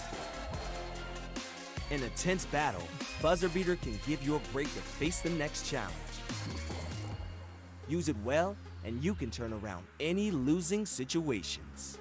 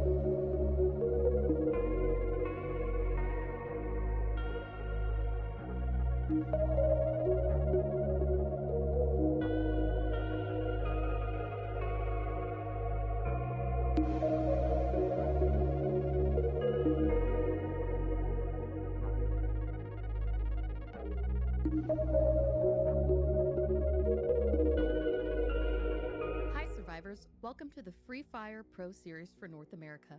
Participants will get the chance to showcase their skills and compete for their share of the $50,000 prize pool. This inaugural season will take place across 3 months in 4 unique phases: the Open Qualifier, the Group Stage, the Last Chance Qualifier, and the Finals. Teams will accumulate points throughout each of these stages, resetting for everyone at the start of each new phase. We will kick things off in the Open Qualifier. Teams from across the entire North American region will be split into lobbies of 12 teams, where survivors will battle it out for 6 games to earn their place in the next round. Teams will be awarded points for their in-game performance, including points for their final placement in the lobby, as well as their kills throughout the games. At the end of these games, the top teams from each lobby will move on to the round of 96. This round will feature new lobbies and 6 more games for each team. The teams that finish in the top 6 for their lobby will move on to a final qualifier round of 48, after which only 24 teams will be left standing to move on to the group stage. The group stage will be comprised of a 3-week season, with 2 game days each weekend. The teams promoted from the Open Qualifier will be placed into 4 groups of 6 teams each. Throughout the season, these groups will be paired on game days in a round-robin format, so that each group will face off against every other group in a 12-team lobby at least once. At the conclusion of the group stage, the top 8 teams from this stage will qualify directly to the finals. The bottom 4 teams in the overall standings will be dropped from the tournament, and the remaining teams will move on to the Last Chance Qualifier. The Last Chance Qualifier will see the teams placed 9th through 20th from the group stage compete in their final opportunity to qualify for the finals. Their bouts will take place over the course of 2 game days, with 6 games per day, all in a final bid to earn their shot at the championship. After this intense LCQ stage, only the teams in the top 4 will be able to move on to the finals. To cap things off, our grand finals will take place over the span of 3 days, with the top 12 teams from the tournament playing 6 games every day for a grand total of 18. Here, teams must go all out to earn points and stake their claim as the inaugural Free Fire Pro Series champions. At the end of the 3 game days, the 12 finalists will receive their share of the $50,000 prize pool, and a North American champion will be crowned.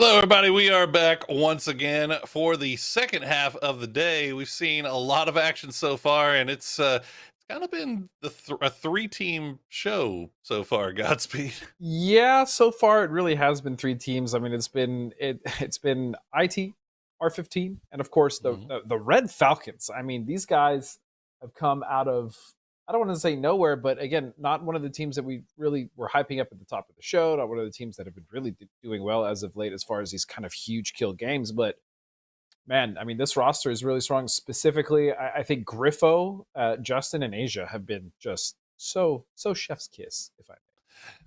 Yeah, I mean, look, day 1, they got 32 points in 6 games today. So far, 57 through 3 games. And you gotta wonder if a lot of this might be off the back of that insane solo performance from Griffo in game 1. That just kind of sets the tone, doesn't it? That absolutely does. I mean, if you see one player on a team doing exceptionally well, that elevates everyone else up, because not only did he get a bunch of kills, but he also got them a very good placement. On the flip side of that, on a different team completely, Decathy, who just had probably one of the best performances. In fact, I'm pretty sure he had the best performance of the day, aside from Griffo's 1v4 on IT. Sorry, it wasn't on IT. It was on... Invalidos. Invalidos, sorry. It was on Invalidos. But, I mean, Decathy in that last game had 10 of his 12 kills came from one game. I mean, look, R15, they were just kind of, they were kind of just, they didn't really do much in the first 2 games. And then all of a sudden, game 3, they just explode off of the back of this insane performance from Decathy. But like you said, I mean, that was 10 kills out of their 19 total that they were able to collect in that one round. I mean, it's just nuts. Yeah, it's unbelievable performance. And because of that, I mean, they've rallied, and now they're potentially going to win the lobby depending on how these last 3 games go. But again, we had a break, we had a reset, and so that could potentially shift momentum for the teams that may have had a lot of it, or for the teams like, for instance, Osaka, who kind of had none whatsoever. I mean, even off of that rotation, we saw them try to play much safer in that last game, but yeah, I mean, look, hey, these resets in the middle of the day can be an absolute lifesaver for some of these squads when you've had just kind of either a bad or mediocre first part of the day. You get that reset in the middle of the day, and all of a sudden, you never know, and you come back in the last 3 games and put something of substance together. We'll see if Osaka can do that. We'll see if who was the other Onu? Only 7 points on the day, which Launu was one of the teams that should have started strong. I mean, at least based on their history and their stats from before. Not the case. This lobby's been really tough for them.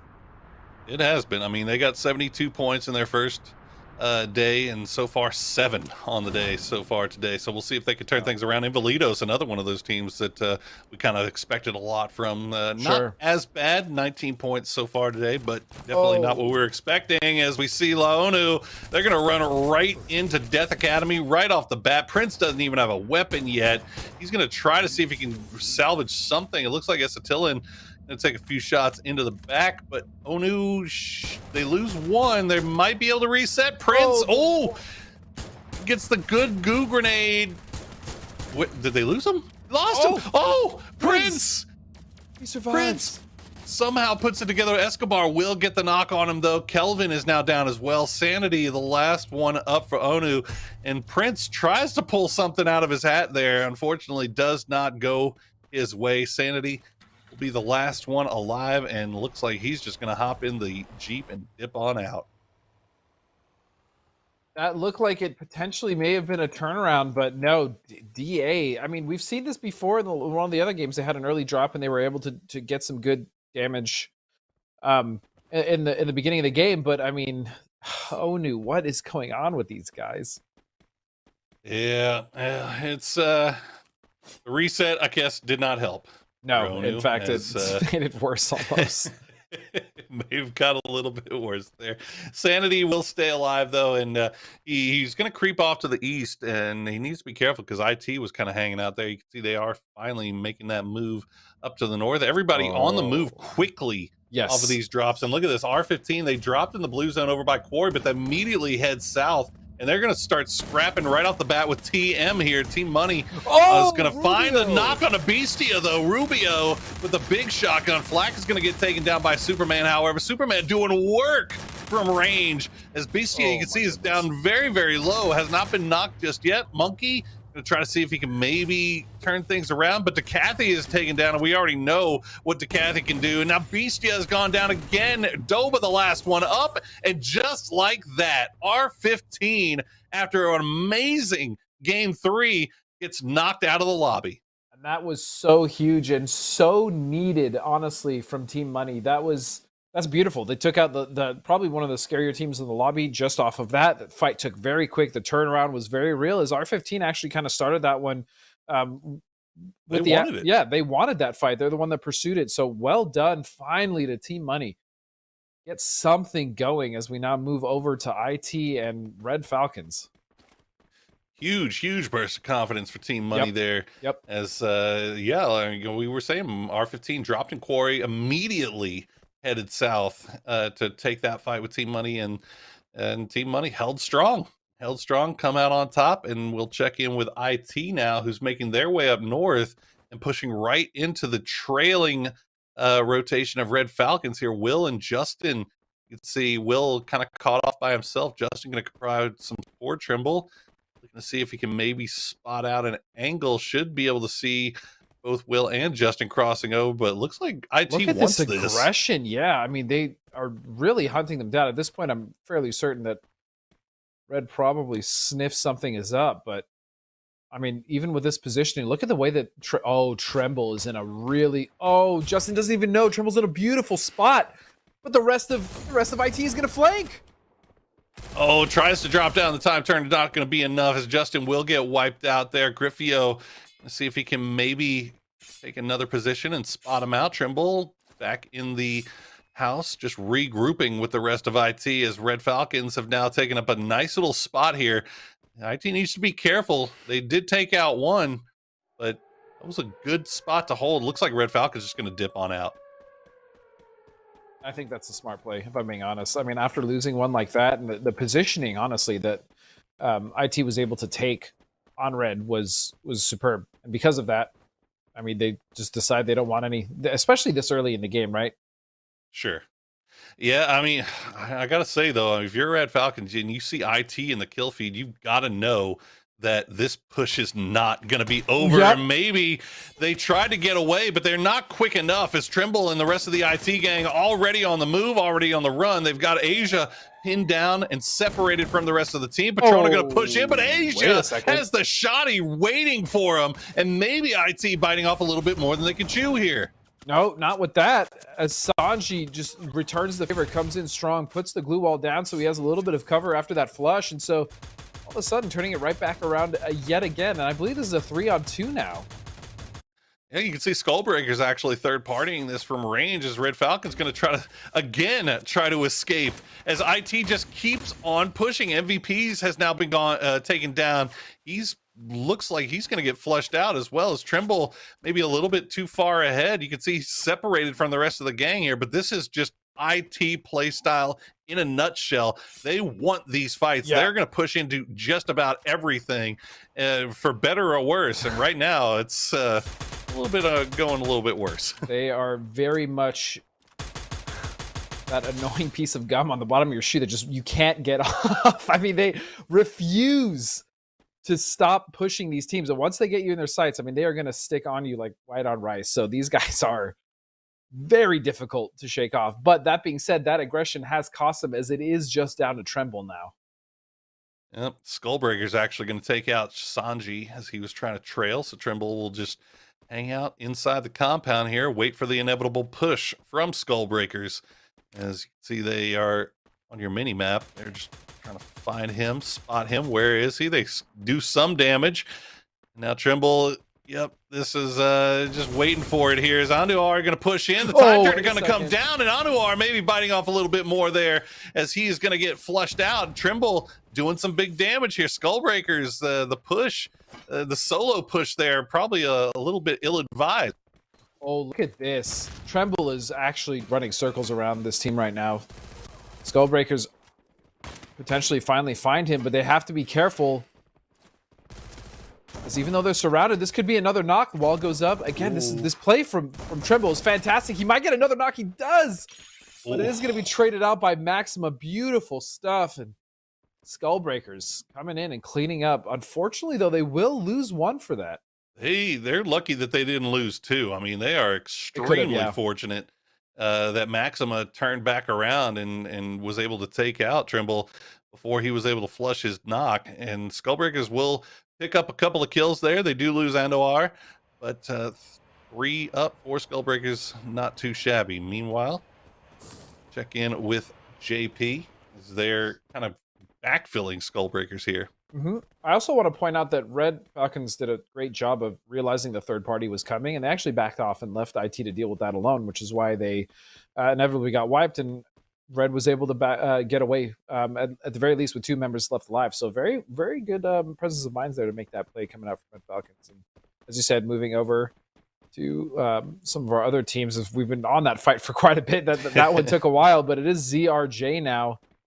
Hey, you know, they're going to find themselves just on the west side of Team Money. Look at Team Money. They are playing it Another real trap. sneaky, real quiet. 4 deep in the guard tower here. Got eyes on.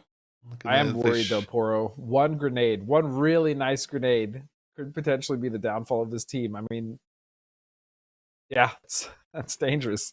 Well, that's the name of the game here for Team Money. You've got to pick the time that you want to fight and make sure that you do it at a distance that ZRJ can't respond with that one well-placed grenade. You know what I mean? So ZRJ just kind of running around and completely oblivious to the world right now. The new circle does pop.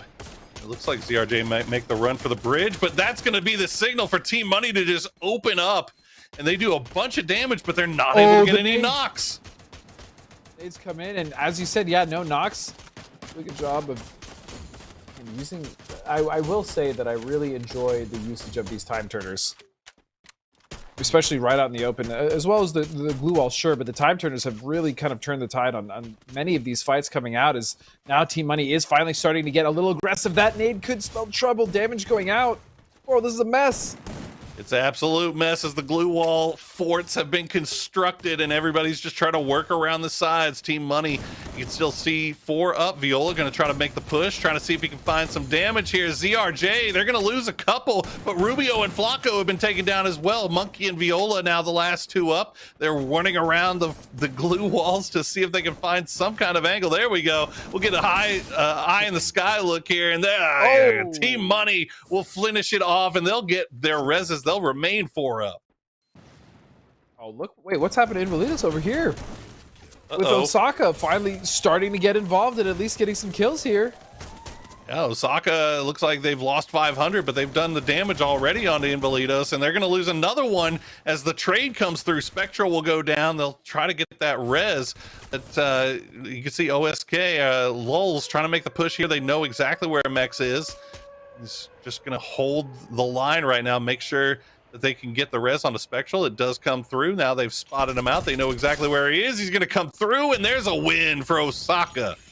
Finally. And that's what we wanted to see. That was beautiful. They really needed that. That's going to be a nice little boost of confidence going up for them as they do wipe Invalido. But now moving on to the beach, it is going to be JP and the Red Falcon. Or yeah, I should say the lone Red Falcon at this point on this beach. And, oh, wait! Griffo! Griffo with the side angle is going to come in clutch. Spots Prince out before he can make the push onto Will. The grenades are coming out from Freestyle. Not going to land, though, as the glue wall keeping Will well protected. Toddy going to try to make the push as well, as Will up on the glue wall. They try to make the push. Toddy will get him, and he's going to drop the glue wall to try to protect himself from TM. Rubio going to flush out that kill, but Griffo going to be the one to get the knock on to Toddy, as JP maybe pushing a little bit too close here. So the problem for JP now is that the fact that T-Money and DA are now on the other side as well, so the third parties could be quite plentiful here, and you gotta wonder, if you're one of these teams that's getting third party, how you're even going to get out of this situation, specifically because this is also happening on the edge, Poro. F-Kush. Few shots over into Griffo. Griffo staying alive for the time being, but as you mentioned, you can see DA up there, and he has to be careful. They do get the res onto Toddy, which is great news for them. But it is, they are not out of the woods. This is an awful circle. And the 50-50 between the island and the mainland here. You can see most of our teams already in here. JP going to try to use this opportunity to reposition, move around a little bit, but Griffo's just a thorn in the side. Griffo is essentially holding back the entire team right now, which is then allowing teams like Team Money to start to get across on the other side and establish themselves in the circle. So this, JP needs to get rid of Griffo like ASAP. Yay. They are holding down a spot in the city right now, but they've got a little bit of a 2-2 split going on here, so they need to be careful about how they engage in this fight. TM gonna drop Rubio. Oh no, he fell. That's not what you want to do. Hate to see that. Looks like JP gonna try to make the push into Griffo, and he had the scythe out, but it was not enough. He definitely had an idea there, but did not let him follow through with that, as we now watch DA and Team Money. Team Money actually doing a great job using their utility here, these glue walls, to get across the bridge. They're actually going to make it, but the problem is they're now getting shot in the back for... Yeah, they get fortunate, though. They're able to get the res on Rubio, so they're back to 4 strong. DA, meanwhile, they're just playing these walls, holding safe right now. They don't want to over push this. They know that if they... you don't want to open yourself up to any shots from the north side here. I mean, Team Money is in a really, really rough spot. They cannot afford to stay there much longer. Not at all. And at the very least, Osaka has once again found some more utility. They're now going to potentially get a crate there. See a sniper rifle here on the back of Lulz. Confirmation, by the way, it's Lewis. It's Lewis, not Lulz. Okay, well, fantastic. I wanted it to be Lulz, really, honestly. Same. I think we both did, but you know, Lewis is just a fine name to have here. As we see JP laying into Team Money from across the river here. We said Team Money was in a very rough spot, and yeah, you could see that kill feed is just lighting up as TM is getting taken from both sides here. Viola the last one up, and now DA finally going to make that push out here to see if they can finish off this last player. But they got to be careful. You know, JP is just sitting there, just farming damage right now. Yeah, JP actually, this was almost like an 8-on-4. We had DA holding TM on the other side of that bridge, right? That trap was laid, and then you had JP shooting them back. It was a perfect storm, really, for TM to just get kind of sandwiched. And speaking of sandwich, Ambar is going to get taken out there. Really nice shot. Yeah, Skullburgers have had a rough road here. They were on the very far, far north side. Oh my goodness, Lewis with those shots. Look at this. Lewis making things happen here for Osaka. Osaka, actually, we're seeing Osaka late game. We haven't gotten to see this very often. They got the high ground as well. We'll see if they can keep all three of these guys up, because they've got to push into DA, who's also holding onto that high ground. JP gonna take some shots from 9D. We haven't got a chance to talk about them really. They've just been hiding out in this boathouse on the side of the river doing work. And that was kind of the issue for JP, is the fact that, yes, they had great angles on the teams that were being held by DA. The problem is that 9D has been here for quite a while.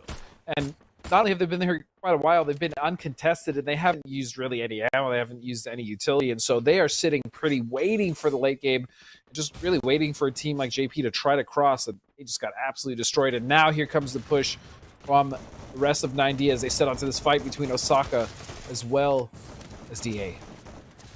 DA had that great position for a long time, but they've just taken so long to get rid of that last player from Team Money that everybody else has now made their way up here.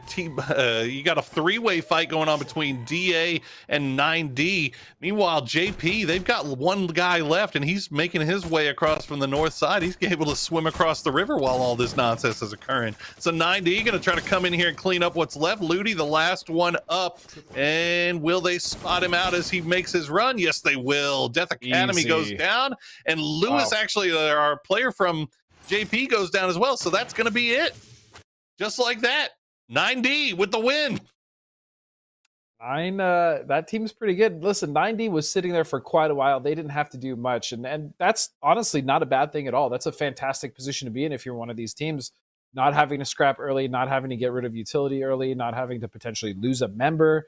And so they were just chilling, farming damage. And then when it came to the end, they had a great pounce onto JP as they tried to cross. And then they decided, you know what, it's time to go set our sights on DA, and they cleaned up DA as well. So very clean win from 9D. Not as active as we've kind of seen them or some of these other wins, but that's totally fine. There's nothing wrong with that at all.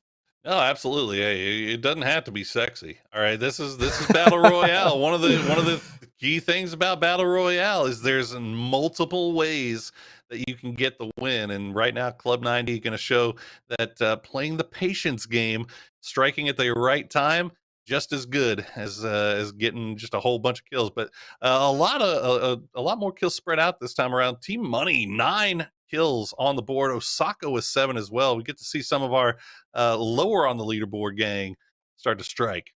Yeah, and on the other side, R15, I mean, they had a really early fight as well. I think it was Team Money, and Team Money came around on top in a fight that I think R15 had even started. So finally seeing one of our top teams kind of slow down, as well as IT Official with only 2, Invalidos only 3, and Red Falcons, I mean, for all intents and purposes, they finally kind of got cooled down that game, right? As we've seen them.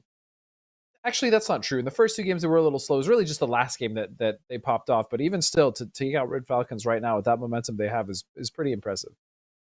Yeah, right now it feels like nobody wants to be the team that runs into IT early on, because even if you end up taking out IT, you can guarantee that they're going to do some big damage to you in the process. And this last game, Red Falcons was the one to suffer that one, as we see our kill leader, Alcalde from Osaka, going to be up there at the top.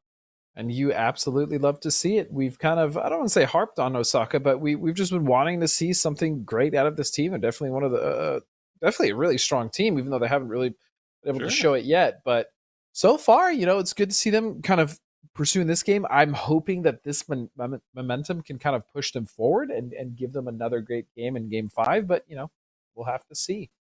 Signs of life. Yep. Signs of life. That's what we were looking for. And Osaka going to deliver that time around. But gotta give credit to Club 9D.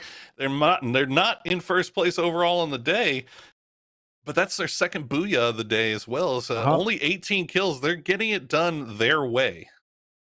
Which is, honestly, it's the smart way, right? They're, again, not taking unnecessary fights. They're not really trying to deal with hot drops. And because of that, they generally come into the end game pretty healthy. And that's very important, especially for what seems to be this game. I mean, especially with all that utility, all the glue walls that we've been seeing. Especially not even just the glue walls, but the time turners. I mean, we've been seeing some clutch time turners out of some of these players. And so, yeah, coming into late game with all that utility and not having to take early game scraps, I like 9D. I like the way that they've been approaching this.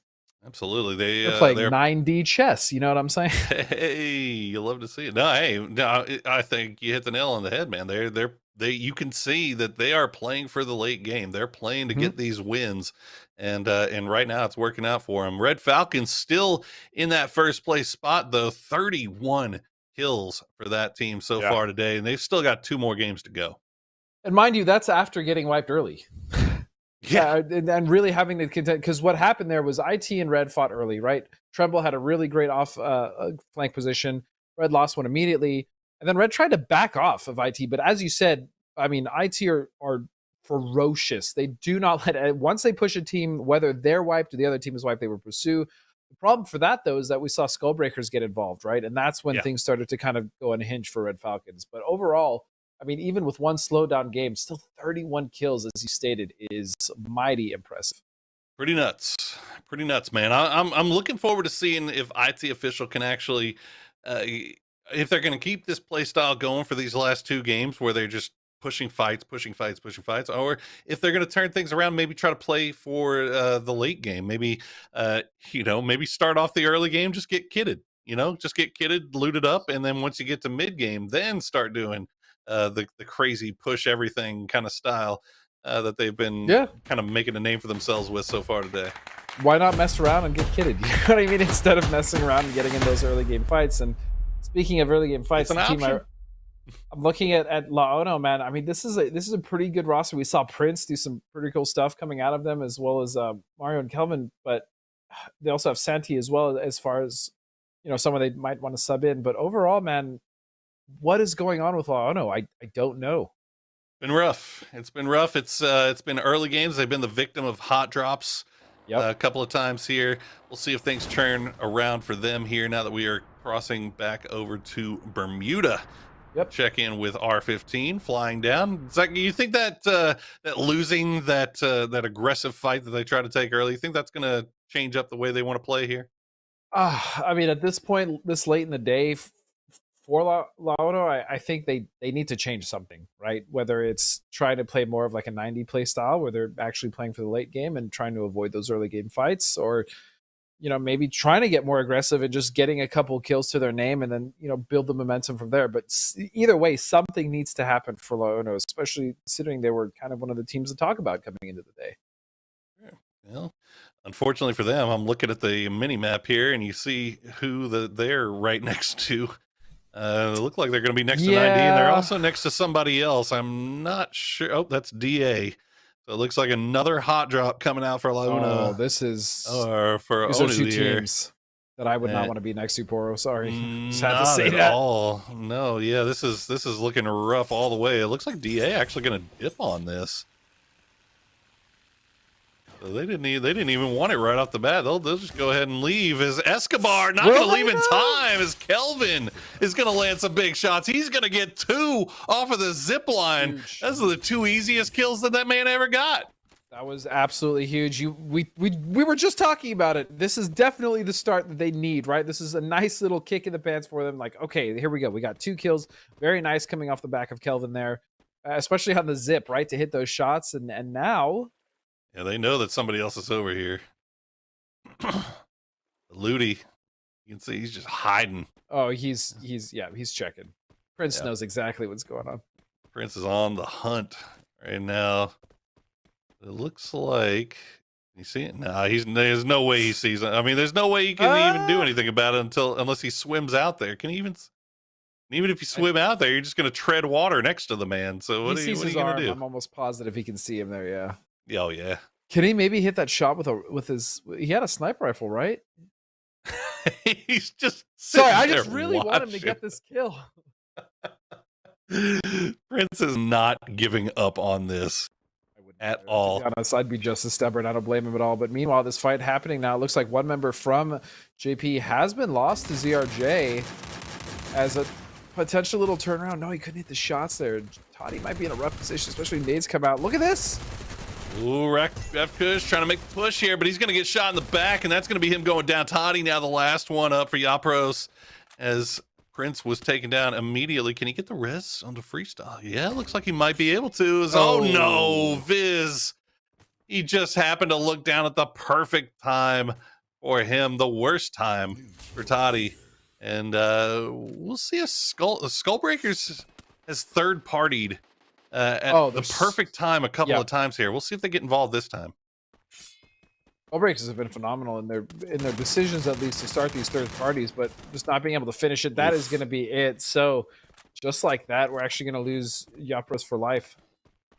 We also ended up losing Death Academy as well, as Yep. it looks like Ludi got spotted out from that swimmy position. As I'm not sure who the kill went over to, but the Onu still kind of running around I think it was here. 9D potentially. Yeah, it Not might have sure, been. but- Might have been 9D. You can see making their way up to the north. They've already made the crossover. Red Falcons, dead center circle right there. We'll see if they decide to stick around there, or if they try to reposition, maybe do a little gatekeeping. R15, meanwhile, we talked about them last game. They dropped in the blue zone, immediately rotated. This time, they're taking their time. Yep, they're taking their time. They're getting that loot. And to kind of bring up the Red Falcons, this is a really good kind of point that you just made.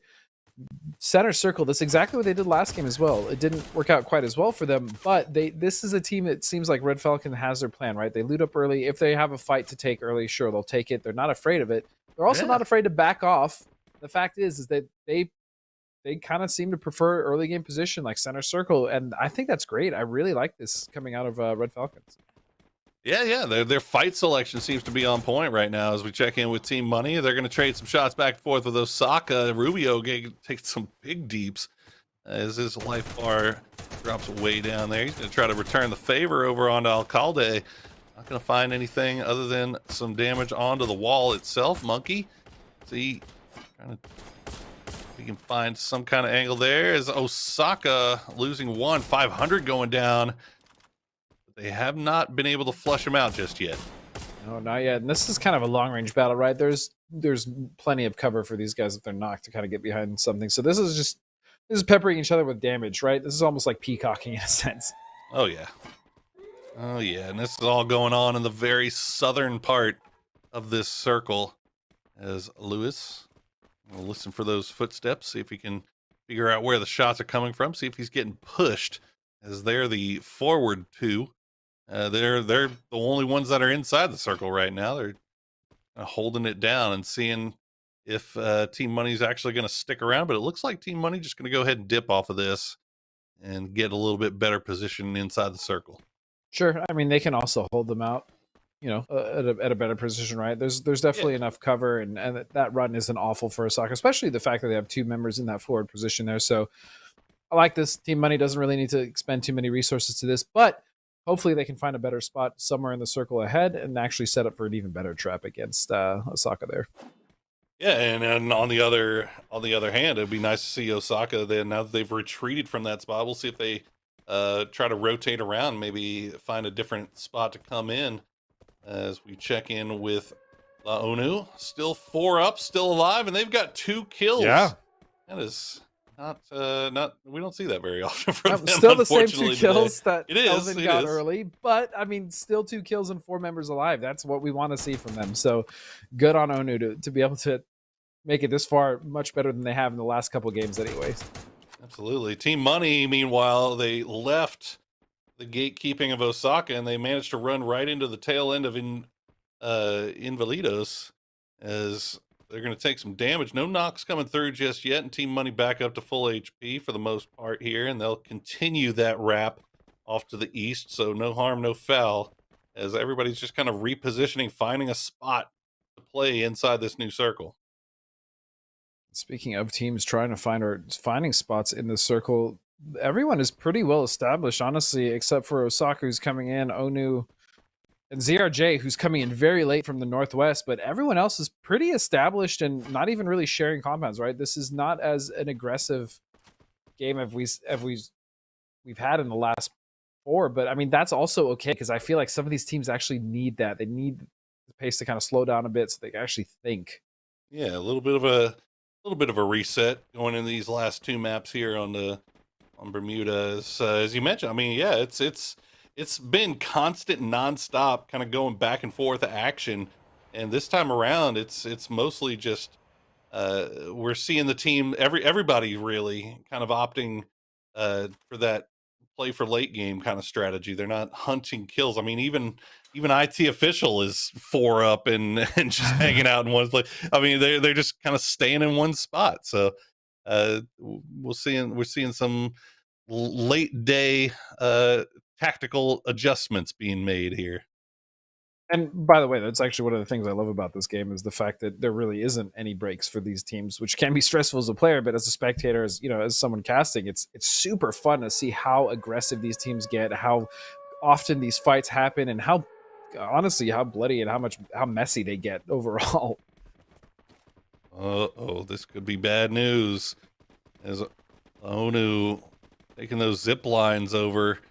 Looks like the rest of the squad probably spotted out Osaka making this run, but they've got to feed that information over to Sanity, who's the only one that has made it up here so far. And he's going to get ripped to shreds before the goo wall comes out. 500 not having it. He doesn't want to waste any time. Sanity, you built yourself a little house. We're going to make it a home here as Osaka cleans up. Look at the damage. I mean, Osaka seems to be firing at all cylinders now. We've also seen Team Money kind of moving over to them.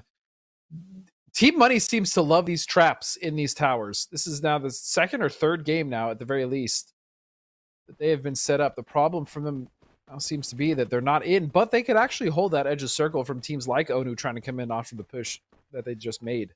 Yeah, just kind of gaining information more than anything. I think they took a few shots at Osaka as they made the push onto that solo player, but not really pushing out any farther than that. They're going to watch Osaka run away. They're going to know that they have plenty of time to move. Meanwhile, IT, well, third circle popped, and they finally have spotted somebody, and you know what happens when IT spots somebody. They are going to push into this and take this fight.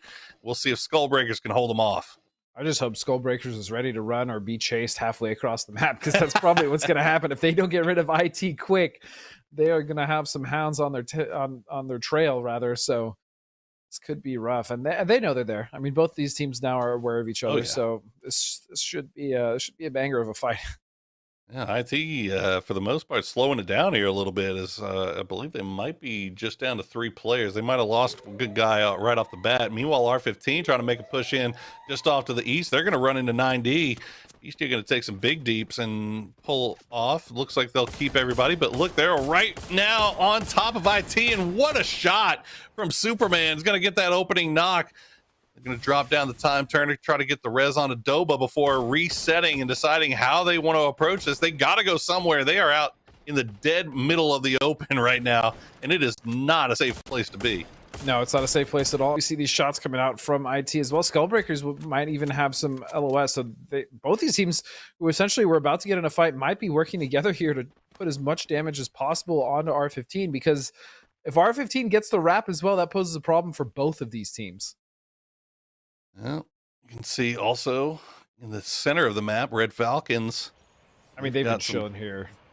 Yeah, they have just been, they have set up camp. They've got snuggies out. They've got their nice little futon, maybe a beanbag chair, but the way they're just watching Osaka for the most part here is Onu now going to get spotted out by TM, traded back onto Rubio, is knocked, as they will get the res onto their knocked player. Monkey will find Prince again, though. Immediately goes back down. Kelvin thought he was hiding, but he's not far enough behind the glue wall, and now it's just Mario. We'll see how long it takes before TM finish this man off. Monkey just hit some really disgusting shots. Look at the flank from Viola. I love that gun skin. I mean, that thing is sick. Isn't it? It's actually disgusting here. And the tiger head too. Yeah, I'm digging what Viola's putting down. You know what I'm saying? Yeah, the drip is positively disgusting coming out from Viola, and the rest of it, well, it's gonna take a minute, but they'll get them as TM does clean up what was left of Laonu, and that'll be 3 kills in the bag for them. A little bit more loot in their pockets as the new circle does pop, and they've got some traveling to do. Indeed, but again, shout out to Monkey for those incredible shots there to help make quick work of Onu. And now we move over to this fight again between IT and Skullbreakers, and it's going to be ZRJ, actually. ZRJ was coming in from the far northern side. You got to imagine that IT and Skullbreakers actually paying attention to their kill feed here. Sanji going to drop the nice time turner as Ambar is going to try to go see, or Amber. Boy, I got lost there for a second. Holy moly! Oh, so much stuff going on There's this so hill much, right here. I also got confused, dude. Don't even worry about it. I was trying to It was Ambar. They were trying to make that push out, but I think that they got shot in the back from ZRJ. So instead of trying to force themselves out and finishing off IT, they instead pulled back and played a little bit more safe. And now 9D getting involved as well. They're going to lose 2 as Osaka is coming alive here in the late game.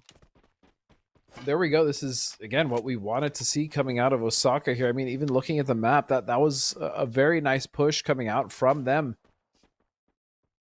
onto from the north, I should say. And the north is actually really busy. As these fights are generally all taking outside of the circle. Absolutely. It looks like IT, for their part, has managed to leave and wrap back around on that eastern side. Osaka has the good gatekeeping position, but Skullbreakers have not really revealed themselves just yet. 9D still pushing out, trying to see if they can get these kills. You can see they are team 1 on your mini map. They're the gray team. 11 is going to be Skullbreakers, as Osaka, this pink team 4 on that mini map, spreading out, doing seeing if they can get more lines of sight and finish off whatever's going on out here in the blue. I really love what Osaka is doing here, the way they've been holding the edge and gatekeeping us, Skullbreakers as well as IT and 90. To be honest, they're gatekeeping pretty much everyone and finding so much success. Alcade is going to find one. Could he get another one? As Maximus just trying to get away on that bike. 9D is also getting eliminated. Osaka on fire right now. We've been waiting for him to wake up and get involved, and it looks like this is going to be the game where they do it. Red Falcons, meanwhile. Oh, Griffo, what a shot. Griffo is just disgusting here. As Asia going to get traded down, as Mex from Invalido's going to find him. Asia not flushed out just yet. Justin trying to reposition here. Looks like they will get that res, get back up to 4 strong. Griffo trying to provide a little bit of support. Maxima, this is not where you want to be, man. It's a bad place. Oh, he runs into Luis. Oh no. He actually and he gets out. How is he alive? No way, dude. There's no way Maxima is still alive. He's just been driving. He's driven through 4 teams at this point. He's gotten a kill out of it. How is that man still alive here? As we check back in with Team Money, Viola is knocked. Looks like they should get that res, and they will. Flacco providing a little bit of support, making sure that nobody pushes in, but it is too late. Osaka wants all of this, and they are going to get it. Quick work made of Osaka, of Team Money, and on the other side, more fighting is in Invalidos cleans up. Alive? Please tell me. Somehow Maxima is still alive. I don't even know. 2 knocks on Invalidos. Oh no, is this going to be another situation where Invalidos gets wiped by 1 member? Maxima wants to be the one to do it as we take a quick breather to reset here a little bit as R15 starting to get involved. They want to push out and clean up whatever's left, and they're going to find Jury. Will they find Maxima? Maxima is just sitting here watching all this. I don't think R15 knows he's there. I think, yeah, they may not, or they may just kind of be backing off to reset, but that's going to be a clean wipe on the Red Falcons there. Osaka is just on fire. Osaka really waking up here in the late day as they have finished off Red Falcon, and now Maxima's back on his bike doing things as he wraps around. He's going to find himself right in front of 500, hops off the bike. Can he get anything done? No, DeCathy will finish his reign of terror, and now it is just Osaka versus R15 for the win here, as Osaka will retreat to the hard cover. The grenades keep coming out. R15 going to push right in. He's going to find Alcalde, but going to get traded out immediately by 500. And now it's just down to 1 for Osaka. They tried to get some big work done, and they did a lot that game, but in the end, it was not enough. R15 will take the win. Yes, R15 did take the win, and it was a hell of a game. But Osaka, I gotta reset, man. That was some crazy. That I don't even know. There was like 27 fights happening, and I don't even know if there's that many teams in the lobby, guys. I feel like your brain just locked up for a second because you were calling 3 I need different a jump fights start, that man. were happening at the same time. But oh my goodness, Osaka finally coming in. I mean, they did have a pretty decent game last game, but they really built upon that this game. They wiped multiple teams. I mean, they held off the edge against teams like Skullbreakers as well as IT. They eliminated 9D, and then they continued to do more damage. Clean wipe on a Team Money, and then another wipe on the Red Falcons. I'm actually really curious what their overall kill count was for this game. It was wild. It was wild. I mean, there's fights going on all over the place. We're jumping back and forth, trying to make sure you got to see a little bit of all of them. But unfortunately, that just threw me for a... and me, to be fair, it wasn't just on you. I also got lost. Meanwhile, you got Maxima just effing rolling through with a motorcycle through everybody and surviving somehow. Oh my god! It's not even the survival. It's the fact that he 14 kills, by the way. It's the fact that he got a couple kills in the process. That's what blew my mind.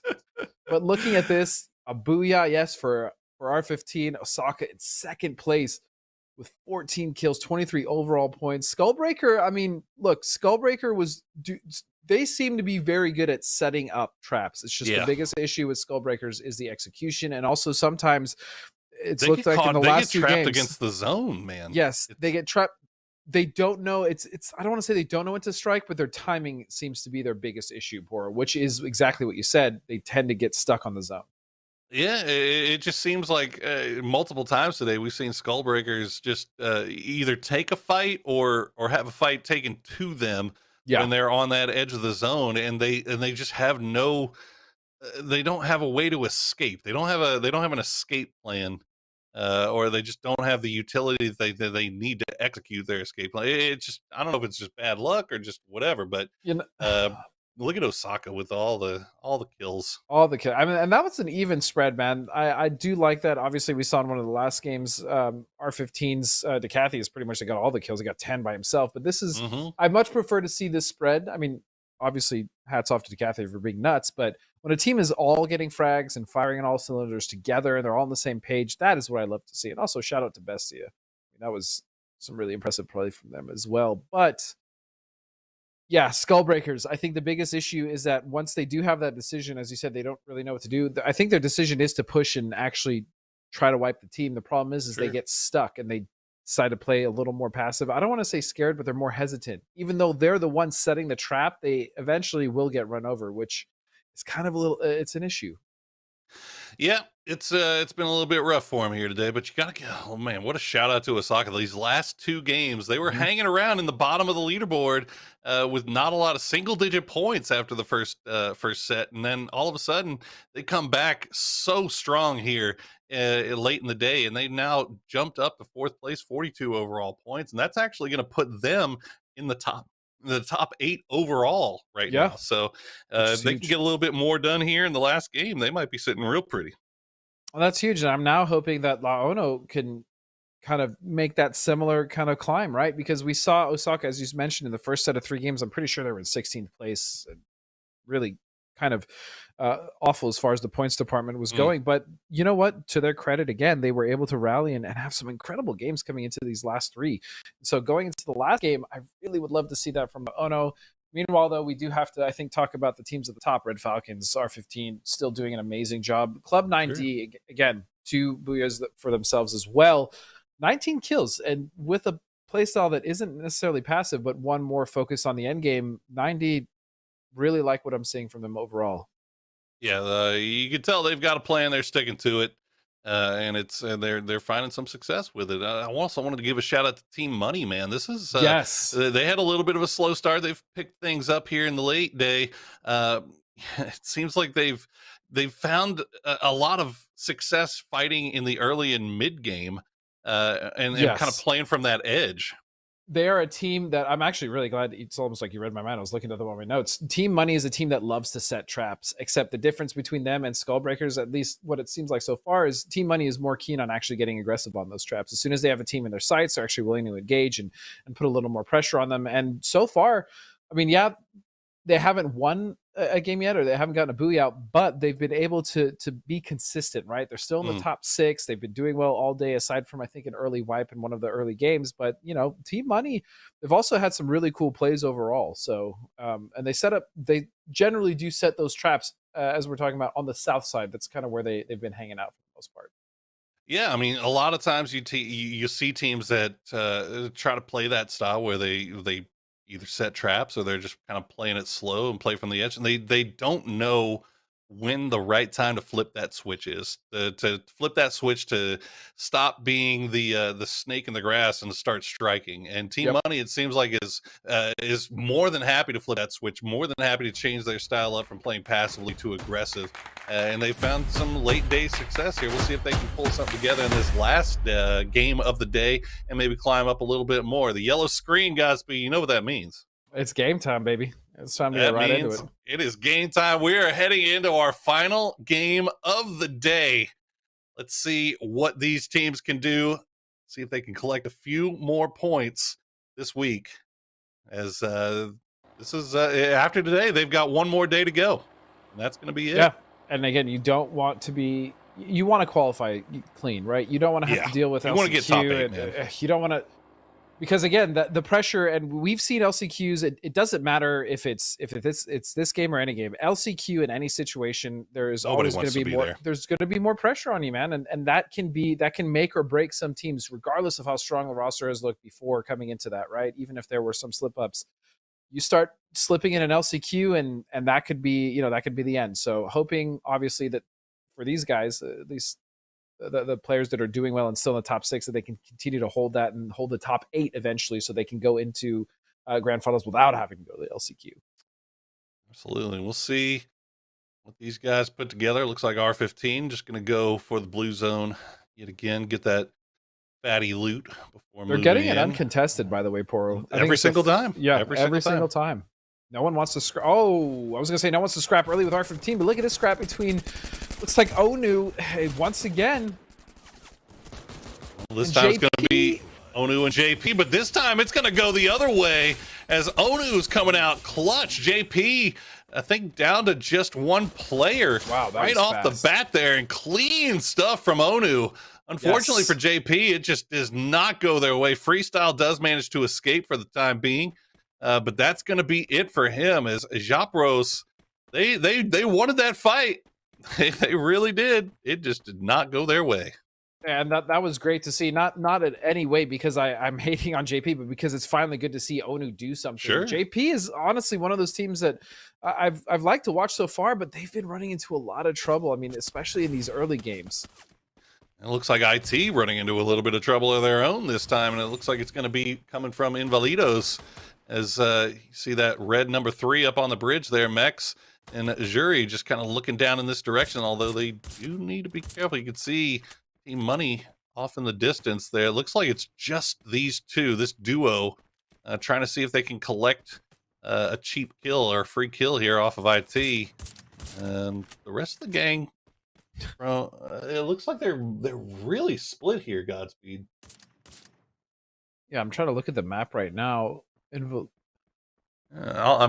keep. It was Oxino and Pittix are this is miles very away. interesting. Yeah, they have 2 members here on the south side of IT. They have 1 member on the north of them, and then they have Pittix all the way to the east. I mean, this is a really wide split, and it could work for them. I mean, they obviously have put quite a bit of damage on IT, but I do worry that, being so far away from each other, not being able to play for trades, they are prone to losing members here or getting picked off. Like Xeno actually picking up a knock there right off the bat on the Patrona, but it looks like Sanji will be able to get that res before they're able to get in there and flush it. So now Xeno in a little bit of a no man's land situation. He's got that wall to work with for the time being. He does have a shotgun rider with him, so he's got to be a little bit careful about how he approaches this. Sanji, we know, is a terrifying player, but Mech's gonna neutralize him, take that threat right away. Patrona gonna go down as well, and now in Invalidos, we've been waiting for them to kind of wake up, and they finally do it here in the last game. Yeah, the fact is they just picked apart IT, and in a way that we really haven't seen from them all day. So Invalido, again, starting with a less than fortunate 1v4 that didn't go in their favor, now starting to pick up some steam again. And again, that was a very aggressive split on IT, but they picked them apart. MVPs and Trimble still up for IT, so they can at least try to get a little bit further into this game as the duo. Unfortunately, it looks like Freestyle did get spotted out, so Japros out of the lobby, out of the games for the day, as we'll see what our duo from IT. It looks like they got a little bit of dose of their own medicine. I mean, that's pretty much what IT was doing to teams the whole first half of the day, and now in Invalidos just take it right to them. Yeah, IT have pretty much been the bullies, I would almost say, in this lobby, right? And sure, running teams down again, just being incredibly frustrating and suffocating on some of these teams. But now they're kind of getting a taste of their own medicine, as I said, from Invalidos. Meanwhile, I did notice Team Money took a very early central position, which is kind of it's not bad at all. I do like this, but they are the ones again that tend to set those traps up on the edge. So the fact that they've gone for a central position is a little interesting, as we also saw Red Falcons starting to come in as well.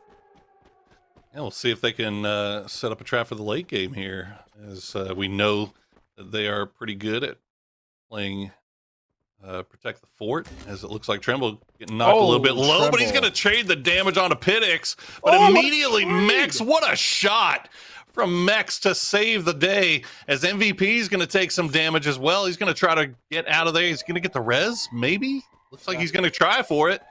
Both teams actually were able to recover from that. Even still, beautiful shots from both Tremble as well as Invalidos.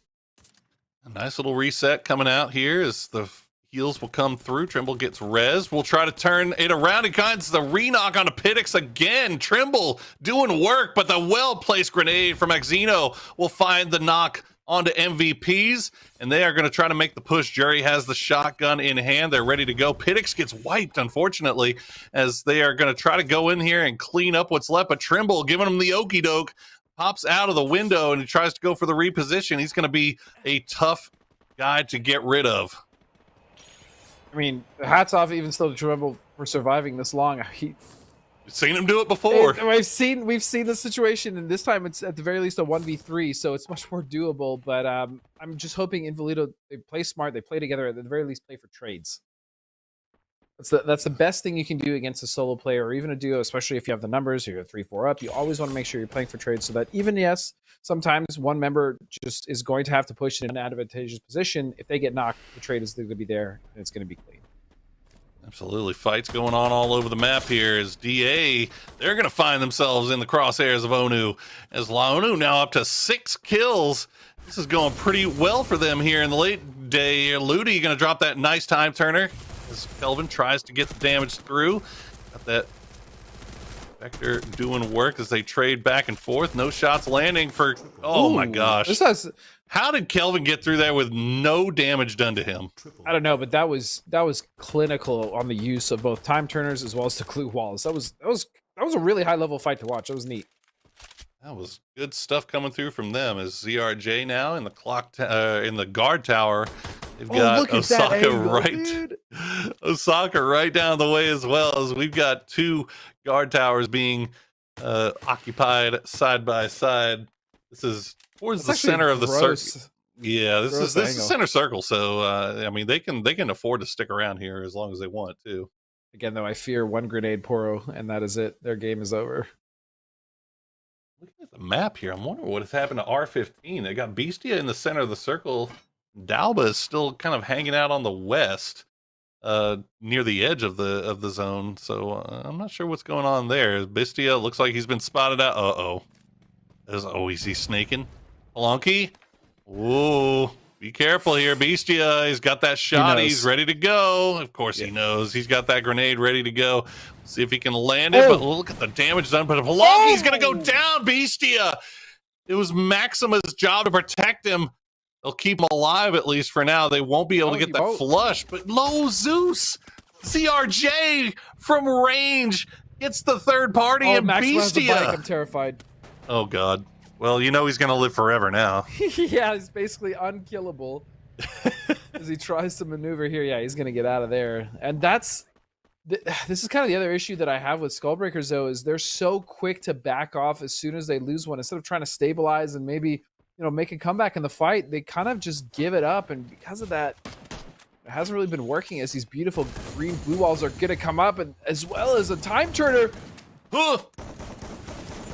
Did he get it? No. Oh my goodness. Oof. Validos breathing a little bit of a sigh of relief there. That was It was looking kind of spicy for a second. The danger zone comes in, but there's nobody really around them. So they should be fine, and they should be able to make their rotation. New circle does pop. It's going to center up on Clock Tower yet again. So Team Money looking real nice. They're looking money.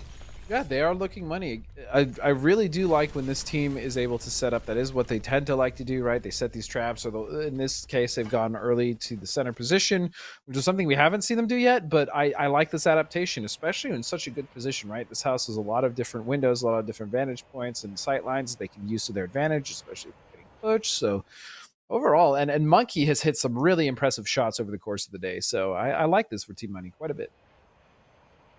Meanwhile, SKB Skullbreakers have one guy left alive. That's going to be your little orange dot in that same compound.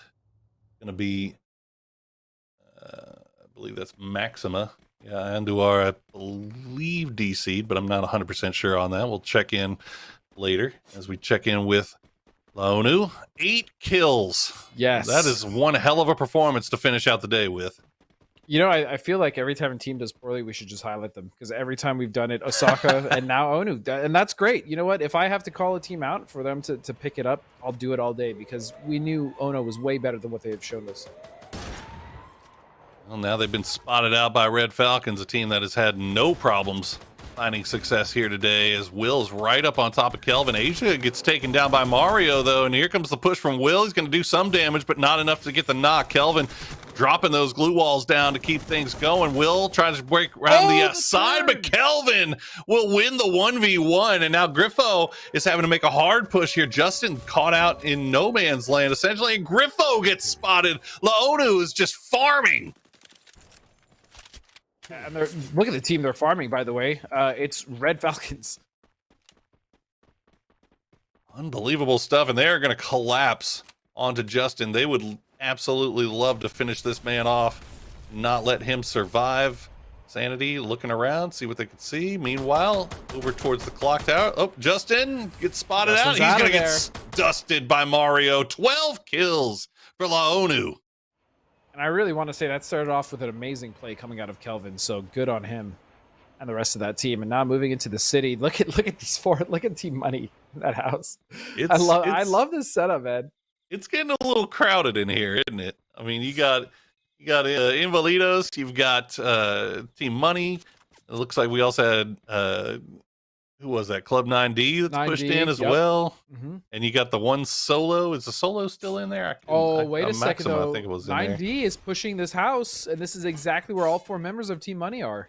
The thing is I don't know, Portal, if they've actually seen them. No, it doesn't look like it. They're just running past. Oh, they're right out in the open. Team Money has to see this. They have to be licking their lips. Just out in the open. Oh, it's 9D. This is so dangerous. I mean, Invalidos and 9D are just scrapping, trading back and forth. Meanwhile, Team Money is just silently sitting at the top of this building, waiting for somebody to make a mistake, waiting to come in third party and clean this up. And meanwhile, you've also got the solo of Maxima that's in there that could come in, get involved at any time. Fortunately for 9D, they have not fell for the bait. They're not going into the high ground here and giving themselves over to Team Money. Look at Maxima just chilling. Oh, this is so dangerous. I'm so worried that one of these... It's like a horror movie, man. Yeah, it really is. I'm so worried one of these 90 members is going to decide to go in that house and then just be met with absolute terror as we see all members of Team Money just sitting in here. Oh, man. Oh, you can see just the shadows of Club 9D just running around on the bottom of the stairs here. This Team Money, I'm not sure if... Look at... Oh, 9D. They don't bite. They don't go in. They find the angle here. They might find Invalidos, as we see on the other side of the map. It's finally the RJ's tower gets pushed here. They're gonna lose 2. They get the res onto Zephyr, so they should be okay. As they're gonna have to drop a couple of glue walls just to avoid the pressure from Laonu here. As they've got a couple of grenades. You've been waiting for it. Oh, just not close enough. Oh, and that was a big knock coming out of Onu, and Onu has just been on fire now, picking apart team after team, and now ZRG, as you said, is in their sights, stuck in this tower. There's also a crate up there that I think is slightly blocking their path to get around. So Onu has continued to dominate here. I mean, Mario's doing work really with that sniper. I mean, he's been just farming kills here. So it looks like Team Money might have finally revealed themselves. Yeah, you can see Jury's looking up in that direction. They're throwing grenades. They're throwing whatever they've got to try to see if they can do some damage. Meanwhile, Prince gets the double knock with the grenade for Laonu as ZRJ is in some trouble. And this is now not necessarily the best situation. I really like this for Team Money, as they were hidden. No one knew exactly where they were. They had set this trap, but potentially they had an opportunity to do massive damage to 9D, and they just kind of stayed passive, maybe wanting to avoid the fight that potentially would have came from Invalidos, knowing that they were there. But now Team Money is kind of stuck. And to their credit, it looks like Invalidos using this opportunity to try to maybe reposition a little bit, or are they just trying to just back off? And there's no reason for them to push that house for this early. Like, I mean, they know Team Money is there. Why risk? Well, Laonu got the double knock with the grenade, but unfortunately for them, ZRJ is just able to keep one alive, and he gets both reses back up. So Sanity is just sitting here just throwing grenades, just back to back to back. Mario gonna find another knock onto Jeffrey as ZRJ. Oh, Viz goes down now as well. Now Sanity's gonna get spotted by who took him out? Who knocked him? I didn't even see. I think it was Invalidos. And all of a sudden, oh no, after dominating ZRG with help from another team, and Invalidos is down to, I think, just one now, yeah? ZRJ has been the biggest pain in the ass right now, and there goes Mario. And they survive, ZRJ. Oh my god, and now it's going to be Osaka's turn to try to dig these guys out. They are just sitting here forever. Fortunately, the blue has arrived, so now Monkey will go down. Okay, Osaka will be there just in the nick of time to clean that up, and now Team Money going to be taking the fight over to Invalidos. They're trying to get the heals off. Rubio will go down. Monkey, you can see, has gotten his heal off. Invalidos finding a nice angle here. Mex could do some real work. Axino, the grenade's going to find Viola. Monkey goes down, and now Team Money down to just one. Invalidos cleans it up. I'm going to be honest, what Invalidos just did there was unfair. That setup, the crossfire, everything they had was just so perfect. 14 kills. Money. 14 kills for Invalidos, but you can see the circle is kind of in a weird spot here. Osaka obviously out in the open, but they've got the glue walls. They've got some room to work with. Invalidos, meanwhile, they're going to lose a couple just to damage, and there you go. I think that's Osaka. Yep, Osaka get the win. Man, Osaka cleaned up the rest of that game so just perfectly, right? They had the clean wipe onto ZRJ. They even had some dominating, oh my god, they had some dominating fights against some of the teams early. I think Onu even got involved with them early and backed off because Osaka was just on fire. And we called them out. We called them out early, and they showed up big in the last 3 games. Absolutely. I mean, Osaka, the turnaround that they had from the beginning of the day to the late part of the day is absolutely admirable stuff. And what better way to finish it off than to cap it off with that booyah in the final game of the day. And you got to also, I mean, obviously, all credit due to Osaka for that win, but Laonu 13 kills for eventually going down to the tower defense strats of ZRJ. And that all started, Onu, by the way, that all started with a very quick 3 kills onto JP. If you remember the start of that game, Onu had that. They then, kind of got hung up, but they initially dominated ZRJ in that tower. They just couldn't get the wipe with the help of Invalidos as well as Osaka. They got cleaned up themselves, but overall, Onu also showed up big because they needed that. Look, again, like you said, 13 kills, 19 points. That's going to go huge to their total, which was already fairly low.